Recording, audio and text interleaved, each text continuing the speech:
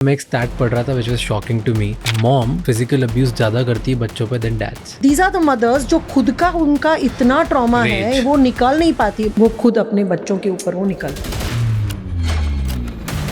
Suicide behaviours के biggest contributors are emotional abuse and emotional neglect, constant criticism. Parents अगर खुद 10 झापट खा के बड़े हुए तो उनको लगता है ऐसे ही होता है. एक तो बंदा बोला था मैम मैं सीईओ हूँ, मेरे हाथ नीचे 2000 लोग कहते हैं मेरा बाप मेरे को बेल्ट से मारता था, मुझे कोई मेंटल प्रॉब्लम नहीं है. बंदा अपनी बीवी को हर तीसरे दिन पीटता है. ओपन मैरिज का कॉन्सेप्ट जो वर्ल्ड वाइड बढ़ रहा है, have you ever met anybody जिसके लिए वर्क किया? नहीं. लोग इंटेलेक्चुअली क्या बोलते हैं पता है, एक बंदा सब जरूरत तो मीट नहीं कर सकता है. आज मेरा हस्बैंड इमोशनली बहुत सपोर्ट करता है पर सेक्सुअली बिल्कुल मुझे सेटिस्फाई नहीं करता, तो मेरी वो नीड कहाँ से मीट होगी? Everything will never be met. बच्चा कोई भी मैरिटल प्रॉब्लम सॉल्व नहीं करता है. इनफैक्ट बच्चा आता है तो मैरिज में स्ट्रेस बढ़ता है. If your marriage is not working please do not have kids. Science क्या होते हैं, कैसे दो कपल साथ में बहुत अच्छे से रहते हैं.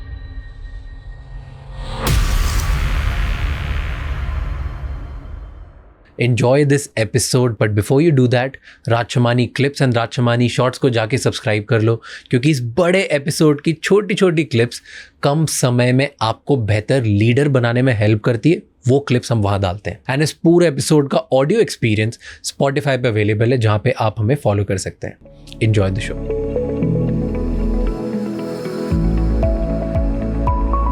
So first question, do you think कि जो लोग जल्दी शादी कर लेते हैं 21, 22, उसमें एक बिग रोल होता है कि उन्हें बचपन से किसी ना किसी वजह से कंडीशन किया होता है, इसलिए वो हाँ बोल देते हैं? प्रॉबली मेरे साथ तो था ऐसा. क्योंकि बहुत लोग शादी कर देते हैं. I'll link it to this topic of childhood trauma कि जो लड़कियां बचपन से बड़ी हुई है ये सुन के कि यार तुम्हारी स्किन कितनी डार्क है, तुमसे कौन शादी करेगा, तुम तो इतनी ठिंगी हो, तुम्हारी नाक कितनी बड़ी है, देख तुम्हारी बहन कितनी सुंदर है, तुम कैसी हो. तो उनको बचपन से ऐसा लगता है कि I am not good enough, मैं अच्छी नहीं हूँ. तो जो भी पहला लड़का मुझे इंटरेस्ट दिखाता है उसको मैं हाँ कर लेती हूँ, चाहे वो मेरे लिए सही है कि नहीं. और इसलिए बहुत सी लड़की अब्यूजिव रॉन्ग लड़कों को चूज करती है, कोई चॉइस नहीं रहता उनके. वो ऐसा लगता है कि इसने पहले लड़के ने मेरे में इंटरेस्ट दिखाया, चलो भाई ये तो मेरे पे बहुत बड़ा उपकार कर लिया. और ये इसी की वजह से होता है कि उनका सेल्फ वर्थ लो होता है. और ये फैमिली करती है. फैमिली 100%. कहाँ से बच्चा और कहाँ से सीखेगा? पहला रोल है फैमिली का, दूसरा रोल है स्कूल, टीचर्स, फ्रेंड्स का. क्या 3 चीज़ें फैमिली गलत करती है जिसकी वजह से लोग अक्सर गलत लाइफ पार्टनर चूज कर लेते हैं? ओके, सबसे पहला कि पेरेंट्स का खुद का रिश्ता. जो बच्चा बचपन से माँ बाप को देखता है कि वो एक दूसरे को किस तरह से ट्रीट करते हैं. अगर मैंने इतना ये प्रोग्रामिंग देखा है कि लड़के जो देखते हैं अपने फादर को मदर के साथ डिसरिस्पेक्टफुली बात करते हैं, मारते पीटते हैं माँ को, गाली गलौज करते हैं, वो लड़के कहीं ना कहीं वो बिहेवियर नॉर्मलाइज कर देते हैं ना चाहते हुए भी. और वो या तो वैसा करते हैं, अगर वो लड़की है जिसने ऐसा देखा है तो वो सोचती है कि मैं ऐसा तो लड़का कभी नहीं लाऊंगी जो मेरे पापा जैसा है. और उससे दूर भागने के लिए वो ऐसा लड़का चूज करेगी जो बिल्कुल उससे पोलराइज्ड ऑपोजिट है, जो उसके लिए शायद सही नहीं है, पर जस्ट बिकॉज वो पापा जैसा नहीं है, चलो तो गलत चलेगा, लेकिन गलत चलेगा, पापा जैसा नहीं चलेगा. और एक और तरीका, जैसे मैंने कहा है कि बच्चे को बचपन से, अगर बहुत से मेरे क्लाइंट्स हैं जो ये मामले में ना घर में टॉक्सिक एनवायरनमेंट होता है, जैसे घर में मम्मी समझो डिप्रेशन में या बहुत लड़ाई होती है, उनको बहुत पीटा जाता है, मारा जाता है, उनको घर में ऐसा आना ही अच्छा नहीं लगता है. फैमिली एनवायरनमेंट इतना टॉक्सिक होता है कि लड़कियां सोचती है कि जो पहला मौका मिले यहाँ से भागो.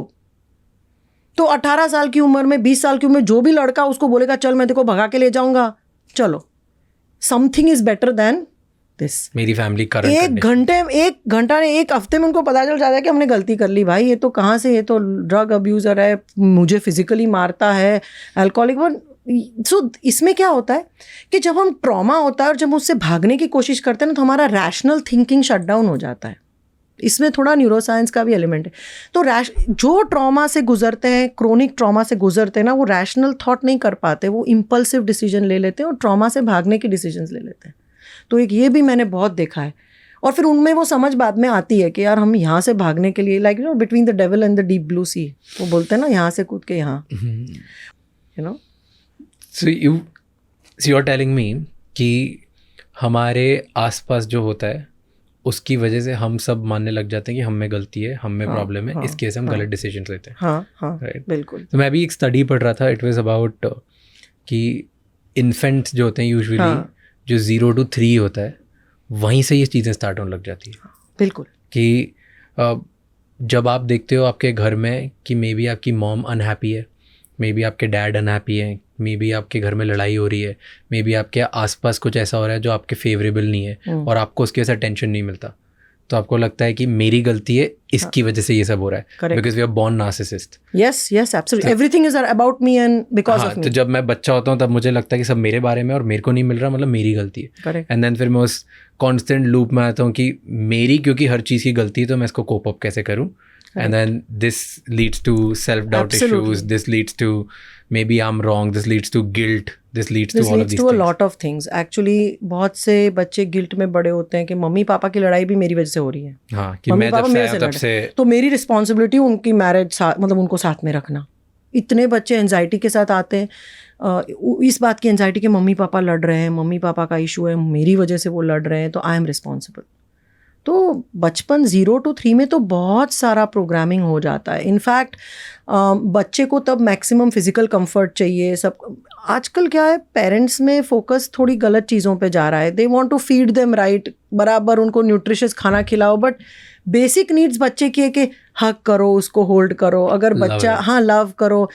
बहुत पेरेंट्स आजकल सुधारने में लगे, मतलब 2.5 साल के बच्चे को ट्यूशन क्लास में भेजते हैं, तो यहाँ पे वो एक डिस्कनेक्ट आने, और वो डिस्कनेक्ट से बच्चे में anxiety, loneliness, self doubt, lack of confidence बोलो, बहुत सारे इश्यूज इससे इनिशियल जो हम बोलते हैं ना वो अटैचमेंट, वो बहुत इंपॉर्टेंट है। वो अटैचमेंट अगर अटैचमेंट आपका डिस्कनेक्ट हो गया, और पेरेंट्स के इंटेंशंस तो अच्छे ही होते, गलत नहीं होते।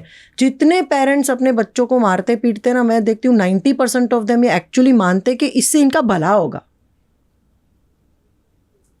दे डोंट नो कि इसका कॉन्सिक्वेंसेस क्या है। सिंपल एग्जाम्पल आपको दे, एक पेरेंट ने मुझे बोला कि मेरा 5 साल का बच्चा प्लेग्राउंड में सबको मारता है, तो मैंने उसको एक थप्पड़ तो मार के बताना है कि तुम किसी को मत मारो। मैंने कहा तुम उसको ना मारने की सीख थप्पड़ मार के दे रहे हो, how does that work, you please tell me. You see how illogical this is. I want to teach my child कि दूसरों को मत मारो, मैं कैसे सिखाती हूँ, उसको थप्पड़ मार के। You समझ रहे हो, सिंपल चीज है। That is what happens most of the time. But that is wrong, because बच्चे को कंफ्यूजन हो रहा है कि अच्छा मम्मी मुझे मारती है वो बराबर है, मैं उसको मार रहा हूँ वो गलत है। तो बच्चे के दिमाग में वो समझ नहीं आता है। अगर मम्मी बोलती है कि भाई मारना नहीं चाहिए, तुम उसको क्यों मार रहे हो, अगर वो तुम उसको मार रहे हो तो उसको क्या लग रहा है, आपने कभी सोचा है? हम आपको मारेंगे तो आपको कैसा लगेगा, ये समझा। Thinking, you develop the thought of the child, you have to teach the child to think, to understand. ये हम नहीं करते। शॉर्टकट क्या है, 2 झापट मार के बिठा दो, बच्चा कर लेगा, टाइम कौन बिगाड़ेगा ये सब समझाने में। पर पेरेंट्स ये मिस कर रहे हैं कि 2 झापट से रिजल्ट मिलता है पर सीख नहीं मिलती है। बच्चा कुछ नहीं सीखता है 2 झापट खा के, आई एम टेलिंग यू। आप उसको खाना सही खाने के लिए भी, if you explain, it's a growing brain, it's a developing brain, neural pathways बन रहे हैं। हाँ. आप न्यूरल पाथवेज बनाने की बजाय आप क्या कर रहे हो, फियर डाल रहे हो ना। फियर के मारे कोई कुछ भी करेगा, पर जिस दिन बच्चा 6 फुट का हुआ, आपका डर चला गया, सब कुछ खत्म। जी नो, इट्स वेरी, आपने जो बात बोली बहुत इंटरेस्टिंग बात बोली कि मैक्सिमम पेरेंट्स बच्चों को फिजिकली हर चीज़ प्रोवाइड करने में लगे रहते हैं। तो फिजिकल नीड्स तो सब दे रहे हैं, बट वो ओवरलुक कर देते हैं इमोशनल नीड्स पे। Absolutely. और वो बात ही नहीं करते इमोशनल नीड्स की, और उन्हें कभी लगता भी नहीं कि हम ये मिस कर रहे हैं। इमोशनल नीड कैन बी, मैं उनको कैसे सोचने के लिए बताऊं, मैं कैसे उनको प्यार दूं, कैसे मैं उन्हें हक करूं, मैं कैसे उन्हें एक एबिलिटी बनाऊं कि उनकी गलती नहीं है प्रॉब्लम, उन्हें हंसना सिखाऊं, रोना सिखाऊं, हर चीज़ के पीछे एक थॉट प्रोसेस बनाऊं, फियर से नई चीज़ें बताऊं। करेक्ट। और ये करते हैं लोग, मैक्सिमम पेरेंट्स आसपास अपने एक एनवायरनमेंट बनाते हैं कि मेरे बच्चे को कोई दिक्कत नहीं होनी चाहिए। प्रोवाइड करते सब हैं, प्रोवाइड करते, खाना अच्छा दे दूंगा, जगह अच्छे से दूंगा, सोने के लिए जगह दे दूंगा, कोई उसको हाथ नहीं लगाएगा, मैं उसे बचा के रखूंगा। So physical is children don't need that, actually they don't need that, that's the least, last should be on the priority. First should be बच्चे को अपने इमोशंस के बारे में समझाओ। रोना ओके है, बच्चा रो रहा है तो रोने दो, अच्छा तुम्हें दुख हुआ है ना, I understand, you teach emotional language. बच्चे को गुस्सा आ रहा है तो गुस्सा भी एक इमोशन है, वैलिड इमोशन है, गुस्सा आना चाहिए, पर गुस्से को आप कैसे मैनेज करते हो। सी मोस्ट इंपॉर्टेंट इज बच्चे के बिहेवियर का पेरेंट्स का क्या रिएक्शन है ना, वो बच्चा ज़्यादा सीखता है। समझ रहे हो आप? तो मेरे बच्चे ने आज गुस्से में कुछ फेंका, मैंने रिएक्शन में क्या बच्चे को किया, that is a bigger thing the child will learn. So अगर बच्चे ने कुछ चीज़ गुस्से में फेंकी और मैंने उसको 2 लगा दिया झापट, क्यों फेंकते हो, फेंकना नहीं चाहिए, तो बच्चा उस समय तो डर के मारे नहीं फेंकेगा, बट उसको समझ नहीं दी है मैंने कि क्यों नहीं फेंकना चाहिए, या तो अभी मुझे क्या इमोशन आ रहा है, किस बात का गुस्सा आ रहा है जो मैं फेंक के निकाल रहा हूँ. तो अगर इसकी बजाय मैं समझो शांत रहती और मैं पूछी अच्छा बेटा तुमको गुस्सा आ रहा है, तुमने क्यों फेंका, क्या हो रहा है, अच्छा ये हुआ, अच्छा हाँ गुस्सा किसी को भी आएगा, आई अंडरस्टैंड, पर इस तरह से गुस्सा नहीं निकालते. चलो हम ये पिलो तो इसके ऊपर पंच करके गुस्सा निकालो. तो अभी बच्चे को मैंने क्या सिखाया कि एक तो किसी को गुस्सा आ रहा है तो मुझे किस तरह से बिहेव करना चाहिए, और मैं खुद मेरे गुस्से को कैसे समझूं, मेरे खुद का गुस्सा है बराबर, इट्स वैलिड, और मेरा गुस्सा किसी को मार के पीट के नहीं, पर मेरा गुस्सा किस तरह से मैं निकाल सकता हूँ पॉजिटिवली विदाउट हार्मिंग पीपल. ये सिखाना है. माँ बाप क्या करते हैं, बच्चा गुस्सा करता है वो डबल गुस्सा करते हैं, इसमें सीख कुछ नहीं होती है. बच्चे सिर्फ टेम्पररली डर के मारे सीख जाते हैं, पर they pent up build up anger होता है. और फिर ये बच्चे 30 साल की उम्र में हमारे पास थेरेपी के लिए आते हैं, बोले मैम बहुत गुस्सा आता है हमें, बच्चों पे निकल आता है, ऑफिस में निकल आता है, ट्रैफिक जाम में किसी को भी लेके मैं लगा देता हूँ, फिर पता चलता है पता नहीं कहाँ से इतना गुस्सा आया.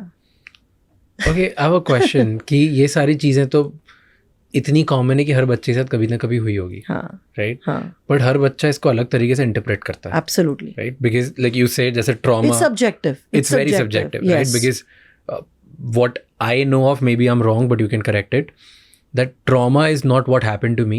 It's how I interpreted it. Trauma is what happened inside me when things How happened I to understood me. that event. Yes, absolutely. Right? Whatever happened inside me after that event Yes, is what trauma is, right? yes. So that's a wound. So ऐसे क्यों होता है कि 2 बच्चे एक ही घर में पैदा हुए हैं, हाँ, एक ही माँ बाप को एक ही टाइप की सराउंडिंग्स देख के, लेकिन दोनों अलग. 100%. So I'll give you an example of me and my brother, right? हाँ. So दोनों एक ही घर में, हम दोनों ने कुछ ना कुछ देखा होगा जिसकी वजह से एक को अबैंडनमेंट इश्यूज हो गए, like he always feels like कि मेरे को सब पास में चाहिए, सब साथ में चाहिए, हम सब साथ में रहने चाहिए, वो अकेला सो भी नहीं पाता है मोस्टली, वो टीवी देख के ही सोएगा, लाइक टीवी पीछे चलती, लाइक कुछ ना कुछ he will need that secure comfort type of thing, where he has this thing कि कुछ भी हो जाए, भले हम लड़ लें, हम चिल्ला दें, हम मार दें एक दूसरे को, लेकिन हम अलग नहीं होने चाहिए. ये छोटा भाई है, छोटा भाई, and he wants everybody together. At the same time me, क्योंकि सेम चीज़ें मैंने देखी, हम लोग सेम देखे थे, I was like now मेरे को कभी कंट्रोल नहीं होना किसी से. मुझे फ्रीडम चाहिए कि मैं अपनी लाइफ खुद बात करूँगा. मैं भी चाहता हूँ सब साथ में रहे, लेकिन सबकी इंडिविजुअल वॉइस हो. सब ही इज़ ओके कि फैमिली रूल्स और सब फॉलो करें. मैं ऐसा है कि सबकी इंडिविजुअल लाइफ है, सबकी इंडिविजुअल रूल्स होने चाहिए, सबको फ्रीडम होना चाहिए अपनी चॉइस लेने का. Correct. कोई किसी दूसरे की वजह से चॉइस नहीं बनाएगा. Correct. Why to thinking? He will be too, yeah. So इसमें क्या होता है, राज दोनों ने सेम ही चीज देखी होगी घर में बड़े होते हुए. हाँ. See, ये कितने साल का डिफरेंस है? 3 साल का. 3 साल. 2 चीज़ें होती है, एक तो एक ही सिचुएशन 2 बच्चे किस तरह से इंटरप्रेट करते हैं और उसके क्या कंक्लूजन्स बनाते हैं, क्या डिसीजंस बनाते हैं, वो कंप्लीटली अलग हो सकता है. जैसे अगर छोटे भाई ने देखा बड़े भाई को कि ये मम्मी के सामने बहुत चिल्ला के लड़ता है, फिर मम्मी रोती है, ये रोता है, तो वो डिसाइड करके मैं तो ऐसा बनूंगा ही नहीं भाई, ये जो कर रहा है ना इसकी वजह से सबको तकलीफ होती है, I will not be that. So typically क्या होता है कि एक पोजीशन जो एक सिबलिंग ले लेता है, whether it is position of being a perfectionist और पोजीशन ऑफ बीइंग इंडिपेंडेंट और a position of being an over achiever, the golden child के सबका अच्छा लड़का सब पढ़ता है, दूसरे वाले को वो एक नेचर में है टेरिटोरियलिटी के, वो पोजीशन नहीं ले पाएगा, अभी वो उसके लिए कॉम्पीट भी नहीं करेगा. He will now take an opposite position. तो दूसरा बच्चा फिर रिबेलियस होगा, वो बड़ा वाला करता है उससे बिल्कुल उल्टा करेगा, राइट. तो ये सब फैमिलीज में है, मेरे घर पे भी ऐसा है. I was always teacher's pet, my poor sister always struggle, today she is more educated than me degree wise, but सब यही बोलते, तो she would never be able to compete with me. So उसका वही पोजीशन, और पता है वो पोलैरिटी होती है, जितना ये एक बच्चा ये चीज़ में आगे बढ़ता है, दूसरा उस ऑपोजिट में जाता है. अनदर थिंग इज पेरेंट्स के भी, चाहे पेरेंट्स बोले कि हमने वही एटमॉस्फेयर दिया, एक्चुअली पेरेंट्स भी खुद बदलते रहते हैं. तो अनकॉन्शियसली पेरेंट्स भी बच्चों को बोलते हैं कि हम एक से ट्रीट करते हैं, it is in more physical matters कि एक साथ खाना दिया, बट पेरेंट्स का अनकॉन्शियस रिएक्शन हर बच्चे के साथ अलग होता है, बिकॉज हर बच्चा पेरेंट में अलग चीज़ ट्रिगर करता है. But that is so true that I'm thinking of. You've given me so much to think about in this one line.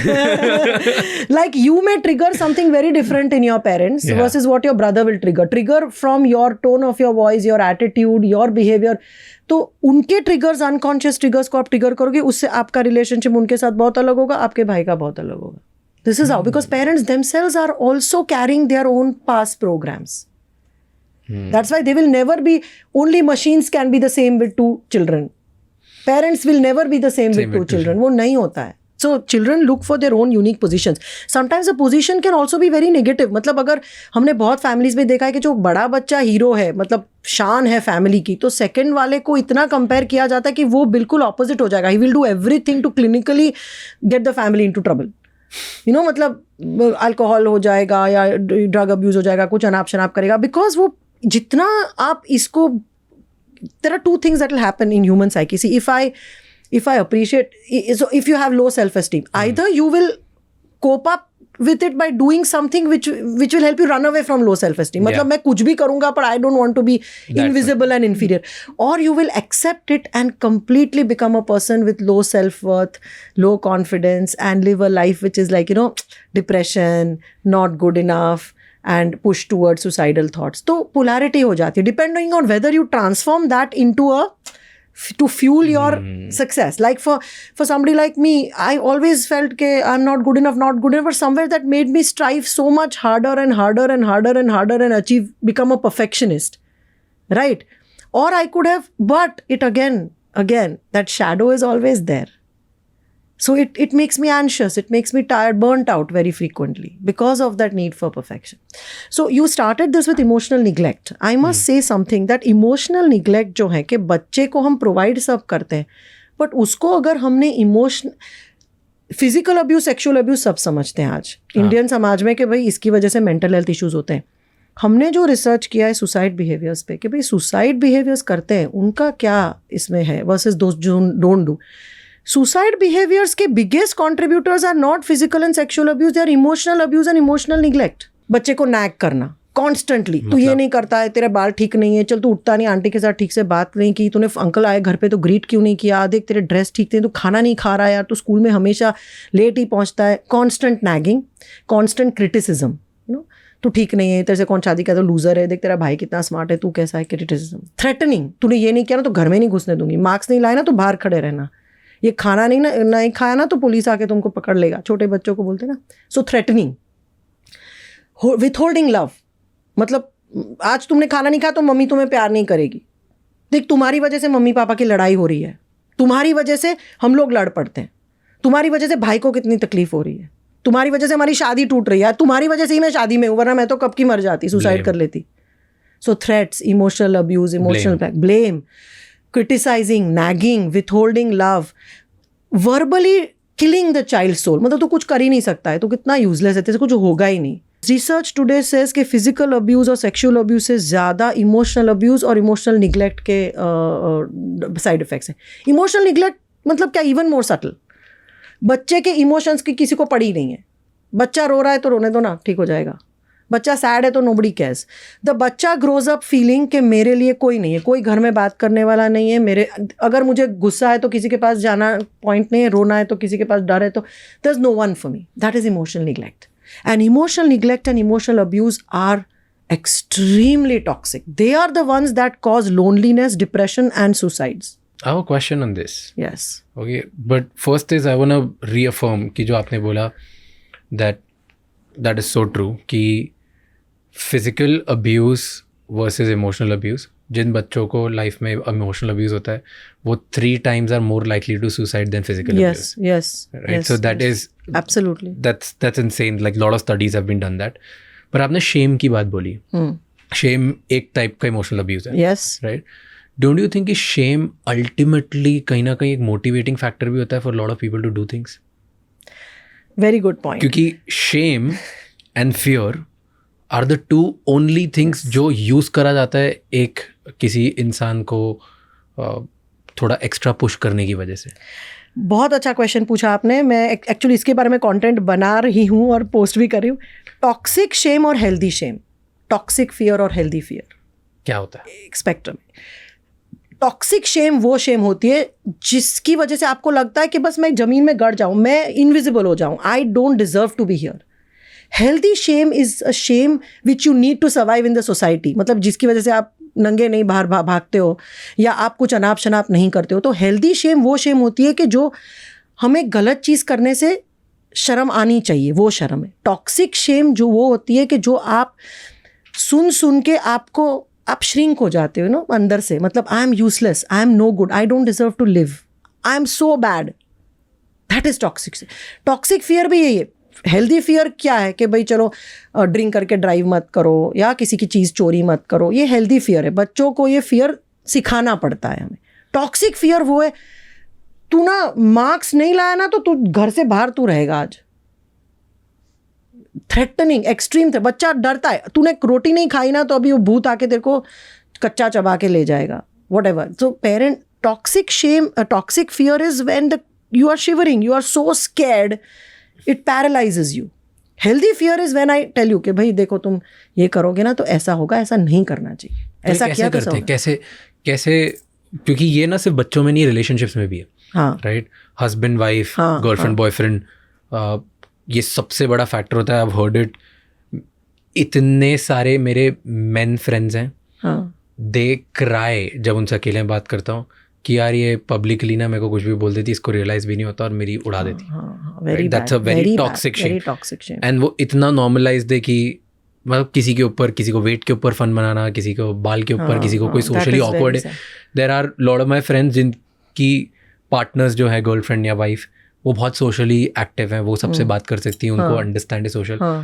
Husbands इतने ज़्यादा या जो बॉयफ्रेंड्स है वो इतने ज़्यादा सोशली एक्टिव नहीं है, वो ऑकवर्ड है. उन्हें नहीं पता कि किससे, हर इंसान से कैसे बात करते हैं. तो वो एंटर करते से उसके 4 दोस्त सामने कुछ ऐसा मत बोल देना मेरे को शर्म आ जाए. तो वो ये फियर करके आधे से ज़्यादा टाइम वो जाता नहीं है पार्टीज में, और जाता है उसके साथ. That is toxic fear and toxic shame. See it incapacitates you. उससे आप अपनी नॉर्मल फंक्शनैलिटी नहीं कर सकते. टॉक्सिक फियर इतना डरता है वो खड़े होके, जो उसकी नॉर्मल एबिलिटी थी बात करने की वो भी खत्म हो गई. अब ये मैं एक चीज़ बहुत इंटरेस्टिंग बताती हूँ, मैंने क्लिनिकल प्रैक्टिस में देखी, इसके बारे में इतना रिसर्च नहीं है, कि जो लड़के बचपन में अब्यूजिव पेरेंट के साथ बड़े होते हैं, मोस्टली अगर मदर अब्यूजिव है तो मोस्ट ऑफ द टाइम वो पार्टनर भी ऐसी ही अट्रैक्ट करते हैं, पता नहीं क्यों. Most of the time we have worked with so many man जो बोलते हैं कि पहले पापा पीटते थे अभी बीवी पीटती है, या पहले मम्मी मुझे ऐसा करती थी अभी मेरी बीवी बस वही ट्रीटमेंट मुझे देती है. So because as children they have not been taught self respect. उनको सेल्फ रिस्पेक्ट क्या है, मैं क्या हूँ, मेरी बाउंड्रीज क्या है, ये सिखाया नहीं गया है. बिकॉज पेरेंट्स ने उनको ऐसे ही ट्रीट किया है, वो रिलेशनशिप में भी वो एस्टैब्लिश नहीं कर पाते. और अनकॉन्शियसली वो ऐसे ही पार्टनर को अट्रैक्ट करेगा जो खुद एक अब्यूजिव एनवायरनमेंट से आया है, जिसको नॉर्मलाइज है अब्यूज, वो ढूंढ ही रहा है कि भाई कौन सा. तो unconsciously these people attract similar kind of partners and वो पैटर्न कंटिन्यू होती है. बिकॉज मेरी बॉडी और फिजियोलॉजी और साइकोलॉजी को ये पैटर्न नॉर्मल लगता है. करेक्ट. तो मैं वैसे ही स्टेबल ढूंढता हूँ कि कंफर्ट जोन है ना, कंफर्ट जोन, ये मेरा कुछ नया आ जाता है तो मैं डर लगता हूँ, अनप्रेडिक्टेबल है. क्योंकि अगर ये लड़के के बदले कोई और लड़का होता जिसके माँ बाप ने उसको बड़ा आत्मविश्वास सिखाया, बोला किसी के पास से बकवास मत सुनना, वो लड़का ये टॉलरेट ही नहीं करेगा ये रिलेशनशिप. वो सेकेंड डे निकल जाएगा. ये रिलेशनशिप में वही रहेगा जिसको फंडामेंटल लो सेल्फ एस्टीम है और उसको टॉक्सिक से शेम बचपन से है. इसीलिए that person will put up with this. This is how couples stay in toxic relationship all their lives, because they feed each other. So क्या होता है toxic shame and toxic fear? तो मैं इसको हेल्दी फियर या healthy shame कैसे करूं? If you are already an adult, you'll have to take psychotherapy for it. See, most adult behaviors which are not okay, today most of the adults know they are not okay, but they are unable to control it. 90% that girl knows कि I am doing this wrong, or the guy knows, but वो हो जाता है, उसके बाद realise होता है कि अरे यार मैंने क्यों बोल दिया, मुझे नहीं बोलना चाहिए था. Because it is a deep-rooted program. It is an implicit body memory. It is not coming from the logical mind. It is an automatic program that is running. जैसे आपको गाड़ी चलानी आती है तो आपने गाड़ी की चाबी पकड़ा ली तो आप चला लोगे. आपको सोचना भी नहीं पड़ता है कि मैं गाड़ी कैसे चलाऊं. तो most of our unconscious behaviors are coming from our implicit memories, which are the body memories, which are programmed and they are automatic. मतलब सोशल सेटिंग आ गया और वो बंदा कुछ इस तरह से चला या कुछ बोला तो इंस्टेंटली वो रिएक्शन आ जाता है पार्टनर का. समझ रहे हो आप? अभी वो दो चीज़ हो सकती है. या तो वो बंदा माइंडफुल है, अगर एडल्ट है तो समझेगा कि हाँ ये मेरे में प्रॉब्लम है, मैं सबके साथ ये गलत कर रहा हूँ तो I need help. Then he और she would have to be doing some techniques और प्रोसेसेस टू बी माइंडफुल. या तो माइंडफुलनेस करे या तो थेरेपी लेके समझे कि कौन से प्रोग्राम से आ रहा है. Most likely that person would have grown up in an environment where body shaming was very common और humiliating was very common. That is why it has become a automatic program. So awareness के साथ या तो आप वो implicit memory को change करो, implicit explicit memory को, राइट? या तो फिर आप माइंडफुली उसको सप्रेस करो. यहाँ तक आएगा, यहाँ नहीं आना चाहिए. It is suppressing, it is not healing. It has nothing to do with your logic. It has to do with your unconscious programs that you have grown up. जैसे आप इस तरह से बैठे हो ना, ये भी एक प्रोग्राम है. आप जिस तरह से बैठते हो, it's a very unconscious thing. पता ही नहीं क्यों बैठता हूँ. हाँ, और आप जो भी unconsciously आप पैंट पहनते हो, कौन सी पैर डालते हो पहले, आप किस तरह से चाय पीते हो, these are all unconscious programs. It happens automatically. You don't have to apply your mind. Most of the trauma, not just trauma, even positive behaviors is 80 to 90% is automatic. We don't think. हो जाता है. Do you think ये बहुत सारे लड़कों में होता है जिनके साथ बचपन में कंट्रोलिंग फादर्स होते हैं?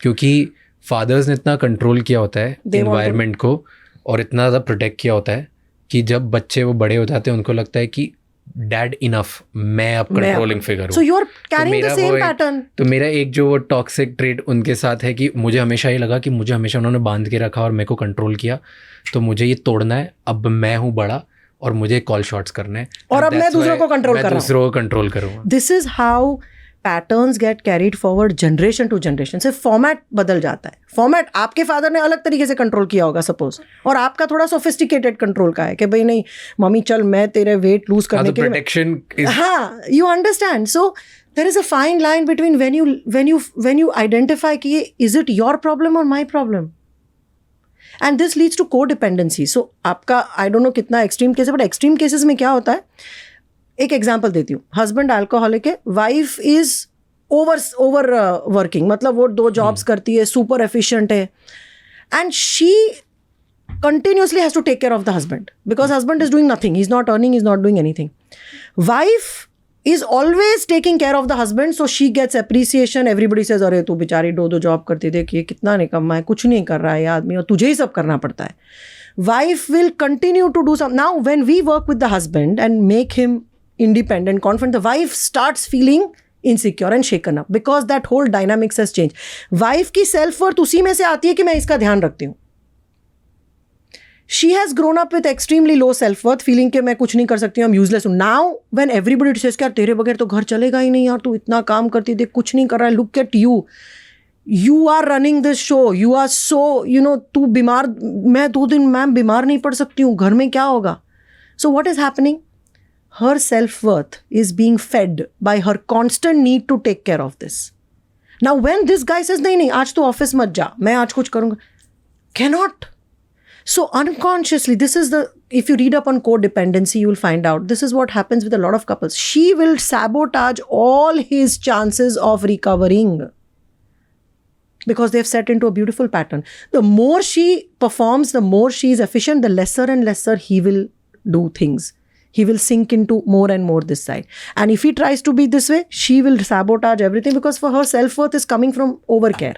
And then she will have a burnout, she will have stress issues, but she will keep doing it because people will keep telling her कि क्या यार तू क्या कर रही है. It is very deep.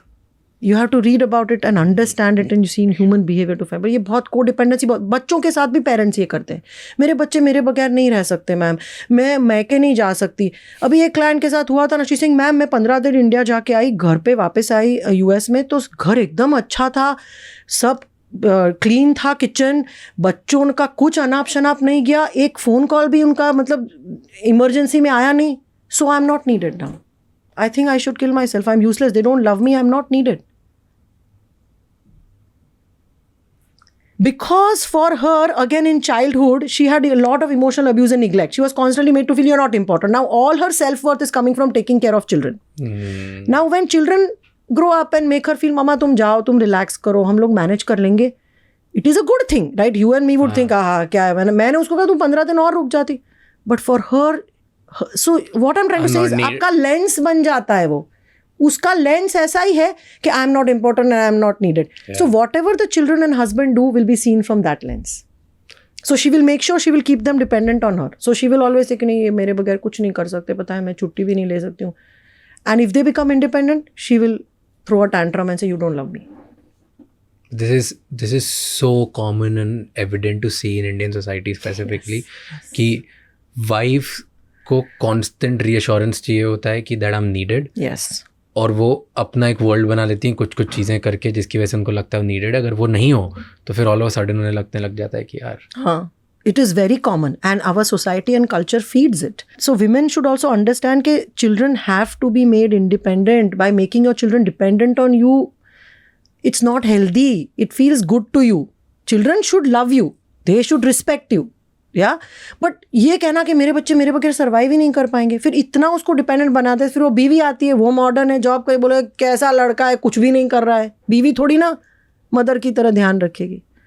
The worst part is these kids go abroad. So mothers overprotect. Driver जाएगा छोड़ने, मम्मी उनका पसंद का टिफिन देती है, सब कुछ बच्चे ने यहाँ प्रोटेक्टिवली बड़ा किया है, मदर ने इतना डिपेंडेंट बना दिया है. फिर वो मदर उसको यूएस भेजेगी पढ़ने. The kids completely collapse. I'm telling you, they have such mental health issues because कभी कुछ ग्रोसरी नहीं लिए, कभी बर्तन नहीं धोए, कभी कपड़े नहीं धोए, कभी खुद के डिसीजंस नहीं लिए, बिकॉज हर डिसीजन में मम्मी को पूछते हैं, पापा को पूछते हैं. तो बच्चे आज डिसीजन नहीं ले पाते हैं, प्रॉब्लम सॉल्विंग स्किल्स नहीं, छोटी सी बात पे उनको मरने जाना है, छोटी सी बात पे ब्रेक डाउन हो जाता है. And I don't blame the kids. This is because parents have not spent time in making the children independent. They have not allowed the children to make their own decisions. They have not allowed the children to solve their own problems. बेटा क्या हुआ, लड़ाई हो गई, चलो चलो हम चल के सॉल्व कर लेते हैं. बेटा ये प्रोजेक्ट नहीं हो रहा है, चल मैं हेल्प करती हूँ. मदर शुड से ओके तू कर, क्या करना है, चल बता, you solve it, you go and do it. That's how you are raising independent kid. Those kids will survive.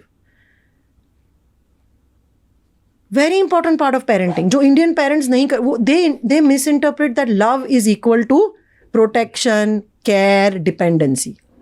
कौन से ऐसे और ट्रेट्स होते हैं बचपन में, ऐसा क्या होता है जिसकी वजह से बच्चे अलग हो जाते हैं? I will put out 2-3 types of people जो आज मैं बहुत ज़्यादा कॉमन देखता हूँ. एक है अबैंडनमेंट इश्यूज. Correct, right. बहुत सारे लोगों को लगता है मेरी एज के कि लाइक उन्हें छोड़ दिया गया था, उन्हें वो प्यार नहीं मिला जो उन्हें चाहिए था. तो इसीलिए अब वो डरते हैं कि उनके साथ यही होगा, उन्हें कभी भी वो किसी भी पार्टनर से मिलेंगे तो वो उन्हें छोड़ ही देगा. तो उन्हें एक कांस्टेंट ट्रस्ट इशू है लाइफ में कि वो किसी के साथ भी मिलेंगे तो उन्हें वो अबैंडन ही करके जाएगा. सी ट्रस्ट इश्यूज और अबैंडनमेंट इश्यूज 100% बचपन से ही आते हैं. क्या होता है ऐसा बचपन में जिसकी वजह से? ट्रस्ट तो बहुत कॉमन है. जब a child is born with the trust कि ये जो मेरे माँ बाप हैं वो मेरे को नर्चर करेंगे, मुझे हेल्प करेंगे, मुझे प्यार देंगे और मुझे बड़ा करेंगे.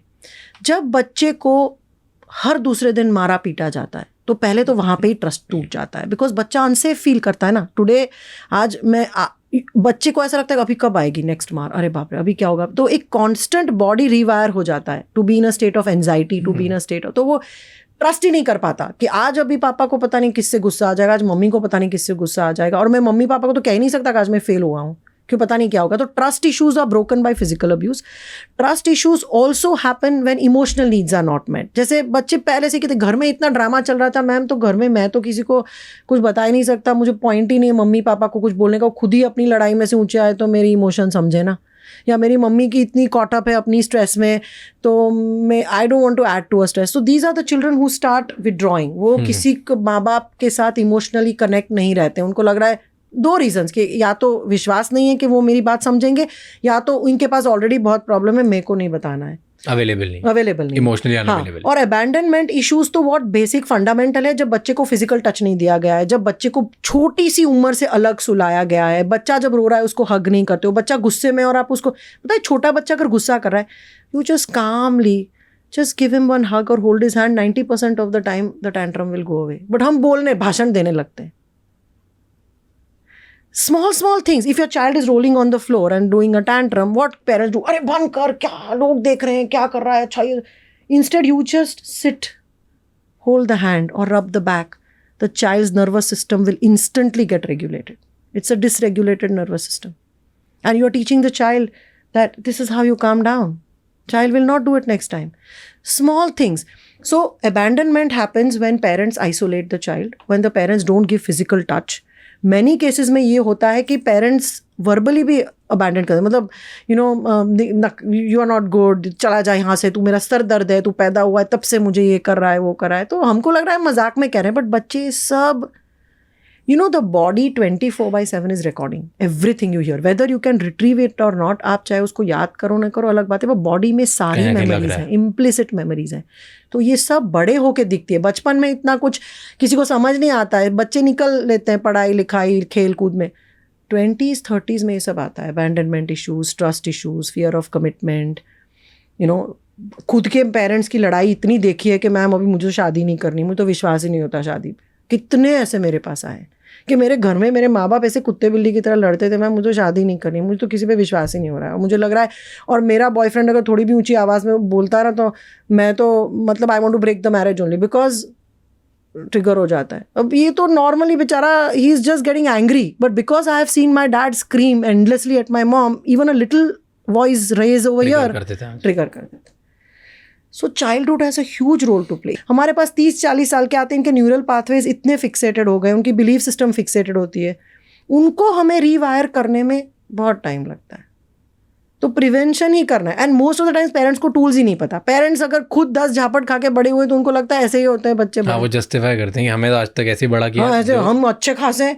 इतने लोग कहते हैं हम अच्छे खासे. एक तो बंदा बोला था मैम मैं CEO हूँ, मेरे हाथ नीचे 2000 लोग करते हैं. अब क्या कह रहे हो, चाइल्डहुड ट्रॉमा. मेरा बाप मेरे को बेल्ट से मारता था, हम सबको बेल्ट से पिटाई होती थी और हम उसके बाद हंसते थे. Okay, this is his story. मुझे कोई मेंटल प्रॉब्लम नहीं है. फैमिली से बात करो. बंदा अपनी बीवी को हर तीसरे दिन पीटता है रूम में. उसको 30 साल की उम्र से डायबिटीज़ है, ब्लड प्रेशर है, एक्सट्रीम स्ट्रेस इश्यूज हैं, राइट. उसका कोई रिश्ता नहीं है अपने क्लोज सिबलिंग्स और फैमिली के साथ, फॉर्मल रिश्ता है. What is this function. But लोगों को मतलब लगता है कि हाँ इतना सक्सेसफुल है पिटाई के बावजूद. So we don't know, these dysfunctions show up in very subtle ways. Lot of people have come to us where a lot of things has worked. They've told me कि मम्मी पापा का जो हमारा जो pressure था, ये जो आप top level के प्लेयर्स देखते हो, अचीवर्स देखते हो, they have come to that level because of a lot of these things, even in spite and despite of childhood trauma. But so now at Wellness Space we are now researching resilience. कि emotional resilience क्या है. मतलब इसके बावजूद जो लोग नहीं टूटते हैं उनमें वो क्या है, क्या कुछ. One of the biggest factor is social support. Perceived social support. Suppose if you have a horrible childhood, या सबसे घटिया टॉक्सिक फैमिली, आपका चाइल्डहुड ट्रॉमा स्कोर समझो 10 है, 12 है, सब, but you have a good circle of social circle of friends, you feel supported by your friends, you have good people who are around you as not in family, that can build your emotional resilience. Maybe. Yes, good social support, perceived social support is a big contributor to emotional resilience. Also having, multitude of activities, having a passion, hobby, creativity, having a buffering adult. मतलब घर में सब लोग मेरे को पीटते हैं, but एक मेरी नानी है ना जो हमेशा मुझे प्यार देती है. Sometimes that one buffering adult can completely protect you. Problem solving skills are a big part of emotional resilience. आप बोलते हो emotional resilience बच्चों में कैसे बढ़ाते हैं, तो उनको गलतियां करने दो, उनको गिरने दो, उनको प्रॉब्लम सॉल्विंग स्किल सिखाओ. That is a big contributor of emotional resilience. That is true. क्योंकि मेरे को कभी मेरे माँ बाप से कॉम्प्लीमेंट नहीं मिला, लेकिन हमेशा एक ये मिला कि तू कुछ कर लेगा, हमें ये पता है. तो ये कॉन्फिडेंस, ये रीअश्योरेंस हुआ. हम अबैंडन इश्यूज की बात कर रहे थे. डू यू ऑल्सो थिंक कि अबैंडन इश्यूज ना बहुत बढ़ते जा रहे हैं इन like there was a study कि lot of young adults feel that वो लोगों पे ट्रस्ट नहीं कर सकते क्योंकि उन्हें लगता है कि वो मतलब उनको अकेला छोड़ दिया गया था, उन्हें अबैंडन किया गया था, तो वो वापस अबैंडन हो जाएंगे. इसकी वजह से वो अपनी लाइफ में डिसीजन नहीं ले पाते. डू यू थिंक कि अबैंडन इश्यूज इसलिए भी आते हैं क्योंकि बचपन में बच्चे ने अपने माँ बाप को लड़ते हुए देखा बहुत ज़्यादा और वो नेग्लेक्टेड फील हुआ, कि क्योंकि वो दोनों माँ बाप हमेशा आपस में ही लड़ने में बिजी थे, तो बच्चे की कोई भी जो नीड थी वो फुलफिल ही नहीं करी और बच्चा कभी गया भी नहीं उधर। तो इसलिए हमेशा उसे कभी कंफर्ट और प्रोटेक्टेड ही फील नहीं और लगा कि मुझे मेरी बैटल खुद लड़नी है, एंड इसकी वजह से वो एक शेल में ही रहता गया। Classic case of emotional neglect. Emotional neglect is this defined only. Parents are too preoccupied with their own. It could be work stress, it could be marital stress, it could be in-laws का stress, joint family stress. To the point कि बच्चों की emotional needs, they don't pick up बच्चे का emotional cues. Because abandonment means what? A child feels कि there's no one. So I have to constantly be alert. I have to be hyper vigilant. That is a state of the brain, and hence these people cannot relax, they cannot stay calm, they are constantly negatively thinking ये हो जाएगा वो हो जाएगा अभी ये छोड़ देगी, they are constantly their alarm bell, and this causes chronic stress and eventually a whole lot of physiological health issues. Yeah. Chronic stress happens from childhood if the child is growing in a constant state of unsurety, whether child feels कि अभी मेरा next खाना पता नहीं मिलेगा कि नहीं, मेरा डायपर वेट है तो ड्राई पता नहीं मम्मी कब क्लीन कोई आएगा कि नहीं साफ करने, वहाँ से शुरू हो जाता है stress, and then the brain gets rewired. So the part of the brain that is responsible for staying calm, for being mindful, that is underdeveloped, and the part of brain that is constantly expecting danger, the amygdala, fear center, is hyperactivated. So these are the people as adults also they'll say अच्छा अभी train का देखो accident हो जाएगा, plane गिर जाएगा, या मेरा पार्टनर मेरे को बिट्रे कर देगा, मेरा बिजनेस में लॉस हो जाएगा, and they are constantly in that state.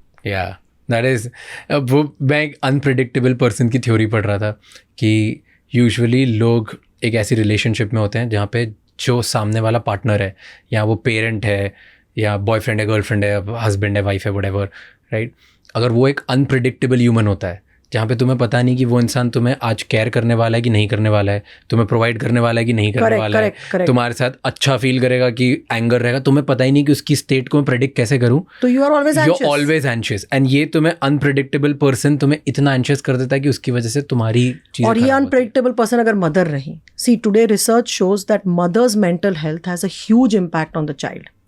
Now, why will the mother's mental health be like that? Most likely, if the mother also as a child was brought up with a lot of trauma and abuse, her brain is rewired to constantly be anxious.